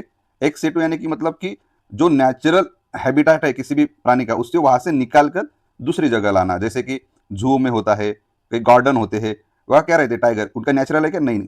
जो नेचुरल जो नेचुरल इकोसिस्टम रहता है उसको इन सिटू कहा जाता है, यानी कि वहीं पे रहकर उनका क्या करना? उनका कंजर्वेशन करना। अगर इसे यहाँ से निकाल कर वहां चेंज किया गया तो एक्स सिटू, यानी कि उसे एक्सपोर्ट किया गया, बाहर भेजा गया, उसको एक्स सिटू, यानी कि कौन सा है? यह है बॉटनोलॉजिकल गार्डन। और ये क्या होगा? National park, wild life sanctuary, biosphere reserve, ये इन सिटू कंजर्वेशन में आते हैं। हमेशा याद रखिए ये दोनों कंसेप्ट।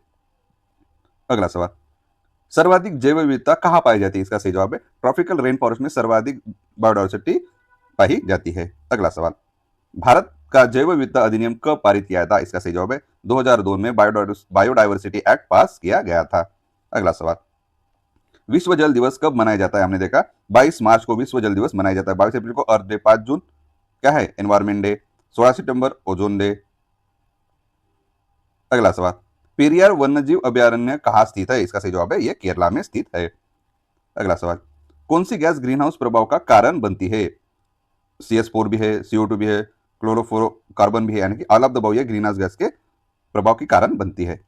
अगला सवाल, निम्नलिखित में से कौन सा जल प्रदूषण का बायो इंडिकेटर है? इसका सही जवाब है ई कोलाई बैक्टीरिया, ये बायो यानी कि वाटर पोल्यूशन का बायो इंडिकेटर है। अगला सवाल, ध्वनि किस दर से ऊपर शोर प्रदूषण बन जाती है? इसका सही जवाब है 80 डेसिबल्स के ऊपर अगर ध्वनि रही तो उसे क्या करते हैं? नॉइज पोल्यूशन करते हैं। और आपको देखना है कि साउंड किसमें, ध्वनि प्रदूषण किसमें मापा है? डेसिबल में, डीबी हमेशा याद रखें। अगला सवाल, किससे संबंधित है? इसका सही जवाब है क्लाइमेट चेंज से कोटो प्रोटोकॉल संबंधित है। और ओजोन डिप्लेशन से हमने कहा मॉन्ट्रियल प्रोटोकॉल, मॉन्ट्रियल। ओजोन परत द्वारा किस विकिरण को अवशोषित किया जाता है? हमने देखा ये अल्ट्रावायलेट को ये ऑब्जर्व करते हैं, इसी वजह से स्किन कैंसर भी नहीं होता। अगला सवाल, भोपाल गैस ट्रेजेडी कब हुई थी? इसका सही जवाब है 2 से 3 दिसंबर 1984 में भोपाल ट्रेजेडी गैस हुई थी। और ये कौन से गैस की वजह से हुई थी? वो गैस का नाम आप कमेंट बॉक्स में जरूर लिखिए। मिथिल आइसोसाइनाइड, मैं बता देता हूँ, मिथिल आइसोसाइनाइड, आइसोसाइनाइड। अगला सवाल, अम्लीय वर्षा संगमवर के साथ अभिक्रिया करके क्या बनती है? इसका सही जवाब है क्या बनती है? ये जिप्सम बनती है। इसी वजह से हमारा जो ताजमहल है फेमस हेरिटेज, उसके ऊपर क्या हो रहा है? वो पीला पीला पड़ रहा है।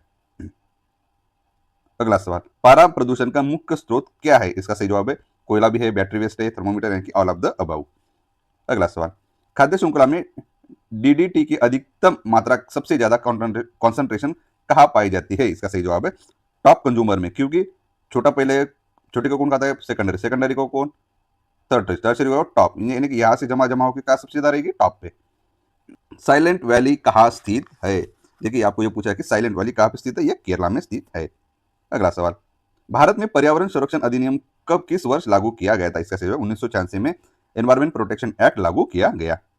अगला सवाल, ग्रीन मफलर तकनीक का उपयोग किस प्रदूषण के विरुद्ध में किया जाता है? ग्रीन मफलर, इसका सही जवाब है ये ध्वनि प्रदूषण के अगेंस्ट यूज किया जाता है। अगला सवाल, निम्नलिखित में से कौन सा इंस्टीट्यूट, हमने देखा इंस्टीट्यूट कौन सा है, वो रहेगा इंस्टीट्यूट संरक्षण का उद्यान है, ये नेशनल पार्क। ये एक्स से टू के है, हमेशा याद रखें, एक्स से टू, एक्स से टू, एक्स, ये इन से टू। अगला सवाल, यूट्रोफिकेशन से किसकी कमी हो जाती है? यूट्रोफिकेशन की वजह से ये डिजोल्व ऑक्सीजन की कमी हो जाती है। अगला सवाल, भारत के किस शहर को इलेक्ट्रॉनिक सिटी कहा जाता है? ये इसका सही जवाब बेंगलुरु को इलेक्ट्रॉनिक सिटी के रूप में जाना जाता है। अगला सवाल, भूजल में आर्सेनिक का प्रदूषण का मुख्य स्रोत क्या है? हमने देखा आर्सेनिक की वजह से कौन सा रोग होता है, आपको कमेंट बॉक्स में बताया, ऊपर बताया। इसका सबसे मुख्य स्रोत है रॉक्स एंड मिनरल्स की वजह से आर्सेनिक का कॉन्सेंट्रेशन बढ़ता है। अगला सवाल, मॉन्ट्रियल प्रोटोकॉल किससे संबंधित है? इसका सही जवाब है ओजोन लेयर डिप्लेशन से संबंधित मॉन्ट्रियल प्रोटोकॉल है। अगला सवाल, किस गैस को लॉपिंग गैस कहा जाता है? देखिए किस गैस को लॉपिंग गैस कहा जाता है, आपको किसी ने सबको पढ़ा होगा, ये किसके है? ये है नाइट्रस ऑक्साइड, यानी कि ए, इसको लॉपिंग गैस कहते हैं। अगला सवाल, किसका संतुलन बनाए रखने में मदद करता है? O2, CO2, soil water, temperature, यानी कि ऑल ऑफ द अबव। अगला सवाल, वायुमंडल की वह परत जहां मौसम में परिवर्तन होते रहता है। देखिए आपको एटमॉस्फेयर के कितने लेयर है ये देखना है, साथ ही साथ कौन से लेयर में टेम्परेचर कम होता है, कौन से लेयर में बढ़ता है, साथ ही साथ उनके बीच की रेखा कौन सी है, ये जरूर देखिए। इसका सही जवाब है ये ट्रोपोस्फेयर में मौसम मंडल, यानी सबसे ज्यादा ये मौसम में परिवर्तन होता है। निम्नलिखित में से कौन सा एक प्राथमिक प्रदूषक है? इसका सही जवाब है कार्बन मोनोऑक्साइड, ये प्राइमरी पोल्यूटेंट है। प्यान कौन सा है? ये सेकेंडरी। वायुमंडल में CO2 की कॉन्सेंट्रेशन लगभग कितनी है? इसका सही जवाब है 0.03 से लेकर 0.4। सबसे ज्यादा नाइट्रोजन 78, ऑक्सीजन 21, फिर 0.03 कार्बन डाइऑक्साइड, फिर ऑर्गन। अगला सवाल, किस नदी को बिहार का शोक कहते हैं? इसका सही जवाब है कोसी को हम बिहार की शोक कहा जाता है। अगला सवाल, भारत में पवन ऊर्जा का सबसे बड़ा उत्पादक राज्य कौन सा है? इसका सही जवाब है तमिलनाडु सबसे ज्यादा पवन ऊर्जा का उत्पादक राज्य है। अगला सवाल, डेसिबल किसकी इकाई है? हमने देखा कि ध्वनि प्रदूषण की। विश्व जनसंख्या दिवस मनाया जाता है? इसका सही जवाब है 11 जुलाई को विश्व जनसंख्या दिवस मनाया जाता है। मीना माता रोग का सबसे पहले पता कहाँ चला था? इसका सही जवाब जापान में। हमने कहा देखा मीना माता किसके कारण होता है? ये पारा के कारण होता है। अगला सवाल, बेकिंग सोडा का रासायनिक नाम क्या है? इसका सही जवाब है सोडियम बाइकार्बोनेट को हम बेकिंग सोडा कहते हैं। अगला सवाल, सीएनजी का पूर्ण रूप क्या है? इसका सही जवाब है कॉम्प्लेक्स नेचुरल गैस। अगला सवाल, जीवों और उनके पर्यावरण के बीच अंतक्रिया का अध्ययन कहलाता है, यानी कि the study of interaction between living organism and their environment is called to ecology. और इकोलॉजी की टर्म किसने दी थी? ये आप कमेंट बॉक्स में बताइए, क्योंकि हमने ऊपर देखा है। अगला सवाल, white revolution related to milk production से व्हाइट रिवोल्यूशन संबंधित है। अगला सवाल, यानी कि गोल्डन रिवॉल्यूशन से रिलेटेड क्या है? इसका सही जवाब है हॉर्टिकल्चर एंड हनी, ये गोल्डन रिवॉल्यूशन से संबंधित है। अगला सवाल, विश्व खाद्य दिवस कब मनाया जाता है, यानी कि वर्ल्ड फूड डे कब मनाया जाता है? इसका सही जवाब है 16 अक्टूबर को वर्ल्ड फूड डे मनाया जाता है। अगला सवाल, बायोगैस का मुख्य घटक कौन सा है? इसका सही जवाब है मीथेन बायोगैस का सबसे मुख्य घटक है, और मीथेन को क्या कहते हैं हम? मार्श गैस कहते हैं। अगला सवाल, पौधों में सौर ऊर्जा किस रूप में संचित होती है, यानी कि स्टोर होती है? इसका जवाब है केमिकल एनर्जी के रूप में पौधों में सोलर एनर्जी स्टोर रहती है। अगला सवाल, निम्नलिखित में से कौन सा विटामिन जल में घुलनशील है? इसका इससे जवाब है सी, और बी जो है वो विटामिन किस में है? ये वाटर सोलुबल है। अगला सवाल, यूएनईपी का मुख्यालय कहाँ स्थित है? इसका सही जवाब है कहाँ स्थित है इसका हेडक्वार्टर? इसका सही जवाब है नैरोबी में यूएनईपी का मुख्यालय स्थित है।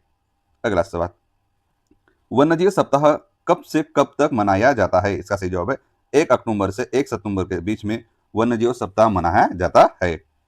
अगला सवाल, ओजोन होल का सबसे पहले पता कहाँ चला था? इसका सही जवाब है ये अंटार्कटिका में ओजोन होल का सबसे पहले पता चला था। अगला सवाल, हवा में सड़े हुए अंडे जैसी गंध के लिए कौन सी गैस जिम्मेदार होती है? आपने कभी ना कभी एक्सपेरिमेंट किया होगा, इसका लिए जवाब होता है हाइड्रोजन सल्फाइड। अगला सवाल, रामसर कन्वेंशन किससे संबंधित है? इसका सही जवाब है ये वेटलैंड से संबंधित है। और वेटलैंड डे कौन सा है? 2 फरवरी को वेटलैंड डे मनाया जाता है। अगला सवाल, किस ईंधन को भविष्य का फ्यूल ऑफ द फ्यूचर कहा जाता है? इसका सही जवाब है हाइड्रोजन को फ्यूल ऑफ द फ्यूचर कहा जाता है। अगला सवाल, ऊर्जा का सर्वाधिक मात्रा किससे उत्पन्न होती है? इसका सही जवाब है ये फैट की वजह से सबसे ज्यादा एनर्जी प्रोडक्शन होता है। अगला सवाल, अर्थ अवर इज इनिशिएटिव यानी कि अर्थ अवर किसकी पहल है? इसका सही जवाब है ये किसकी पहल है? ये WWF यानी कि वर्ल्ड वाइल्ड लाइफ फाउंडेशन की ये पहल है। और उसका हमने क्या देखा? सिंबल देखा क्या? जायंट पांडा। अगला सवाल, सबसे स्टेबल इकोसिस्टम कौन सी है? सबसे ज्यादा ये ओशन सबसे स्टेबल इकोसिस्टम है। अम्लीय मिट्टी का उपचार किसका उपयोग करके किया जाता है? इस आपने सबको देखा होगा, जब एसिडिक साइड रहती है तो हम क्या डालते हैं उसमें? लाइम यानी कि चूना डाल के गांव में खेती में हमेशा डाला जाता है, उसको एसिड कम किया जाता है। अगला सवाल, बॉक्साइट किस धातु का? इसका सही जवाब है एल्यूमिनियम धातु का बॉक्साइट ये एक ओर है। अगला सवाल, भारत का जल पुरुष किसे कहा जाता है? इसका सही जवाब है राजेंद्र सिंह जी को भारत का वाटरमैन कहते हैं। अगला सवाल, 100% ऑर्गेनिक स्टेट कौन सा राज्य है? इसका सही जवाब सिक्किम ये 100% ऑर्गेनिक स्टेट है। और भी एक दो स्टेट हो चुके हैं, आप जरूर देखिए। अगला सवाल, कौन सा पिरामिड कभी उल्टा नहीं होता? हमने देखा एनर्जी का पिरामिड ऑलवेज अपराइट रहता है। इसका सही जवाब एनर्जी का पिरामिड। ये देखिए ये 3 पिरामिड होते हैं, एक बायोमासा पिरामिड यानी कि पिरामिड नंबर, ये दोनों इन्वर्टेड यानी कि और अपराइट ये दोनों रहते हैं, लेकिन एनर्जी का पिरामिड हमेशा अपराइट ही रहता है। पृथ्वी पर प्रकाश का मुख्य स्रोत कौन सा है? इसका सही जवाब है सन ही सबसे ज्यादा एनर्जी का मेन सोर्स है। अगला सवाल, ग्लोबल वार्मिंग का कारण बनता है? किसका कारण बनता है? ये राइज इन सी लेवल भी होता है, मेल्टिंग ऑफ ग्लेशियर्स भी होता है, चेंज इन वेदर भी होता है, ऑल ऑफ द अबाहू। अगला सवाल, किस गैस को मार्स गैस कहा जाता है? हमने देखा किस गैस को कहा जाता है, हम ऊपर ही तो देखा था हमने, मीथेन को हम मार्स गैस कहते हैं। अगला सवाल, सोल सौर सेल किससे बने होते हैं? इसका सही जवाब है सिलिकॉन। इसको लेकर तो लड़ाई चल रही है, ये सिलिकॉन है। चिपको आंदोलन किस वर्ष शुरू हो गया था? ये आपको देखना है, ये है 1973 में। और हमने देखा 1973 में क्या होता? प्रोजेक्ट टाइगर की शुरुआत 1973 में हुई थी और चिपको आंदोलन की शुरुआत भी 1973 में हुई है। अगला सवाल, हवा की गति मापने के लिए किस यंत्र का यूज किया जाता है? इसका सही जवाब है एनिमी एनिमी एनिमोमीटर मीटर यानी कि एनिमोमीटर की यूज करके हम क्या हवा की गति को मेजर करते हैं, विंड स्पीड। अगला सवाल, ध्वनि की अधिकतम तीव्रता जिसे मनुष्य सहन कर सकता है ये है 85 डिसिबल, सबसे ज्यादा सहन कर सकता है, उसके बाद क्या हो जाएगा? नहीं तो वो उससे सुनना कम आ जाएगा। अगला सवाल, त्वचा कैंसर का मुख्य कारण क्या है? इसका सही जवाब है अल्ट्रावायलेट रेडिएशन, ये इसकी वजह से स्किन कैंसर होता है। दुनिया का सबसे ज्यादा सौर उत्पादन का कौन सा देश करता है? इसका सही जवाब है ये चाइना उत्पादन करता है। सस्टेनेबल डेवलपमेंट गोल्स को कब तक प्राप्त किया जाना है? इसका सही जवाब है 2030 को। तो जय हिंद दोस्तों, आपने इतना समय दिया और हमारे ये 500 स्टैटिक जीके लुसेंट के आप यहाँ खत्म हो गए। आपका सहयोग और आपके प्यार के लिए आप सभी का मैं तहे दिल से शुक्रगुजार हूँ।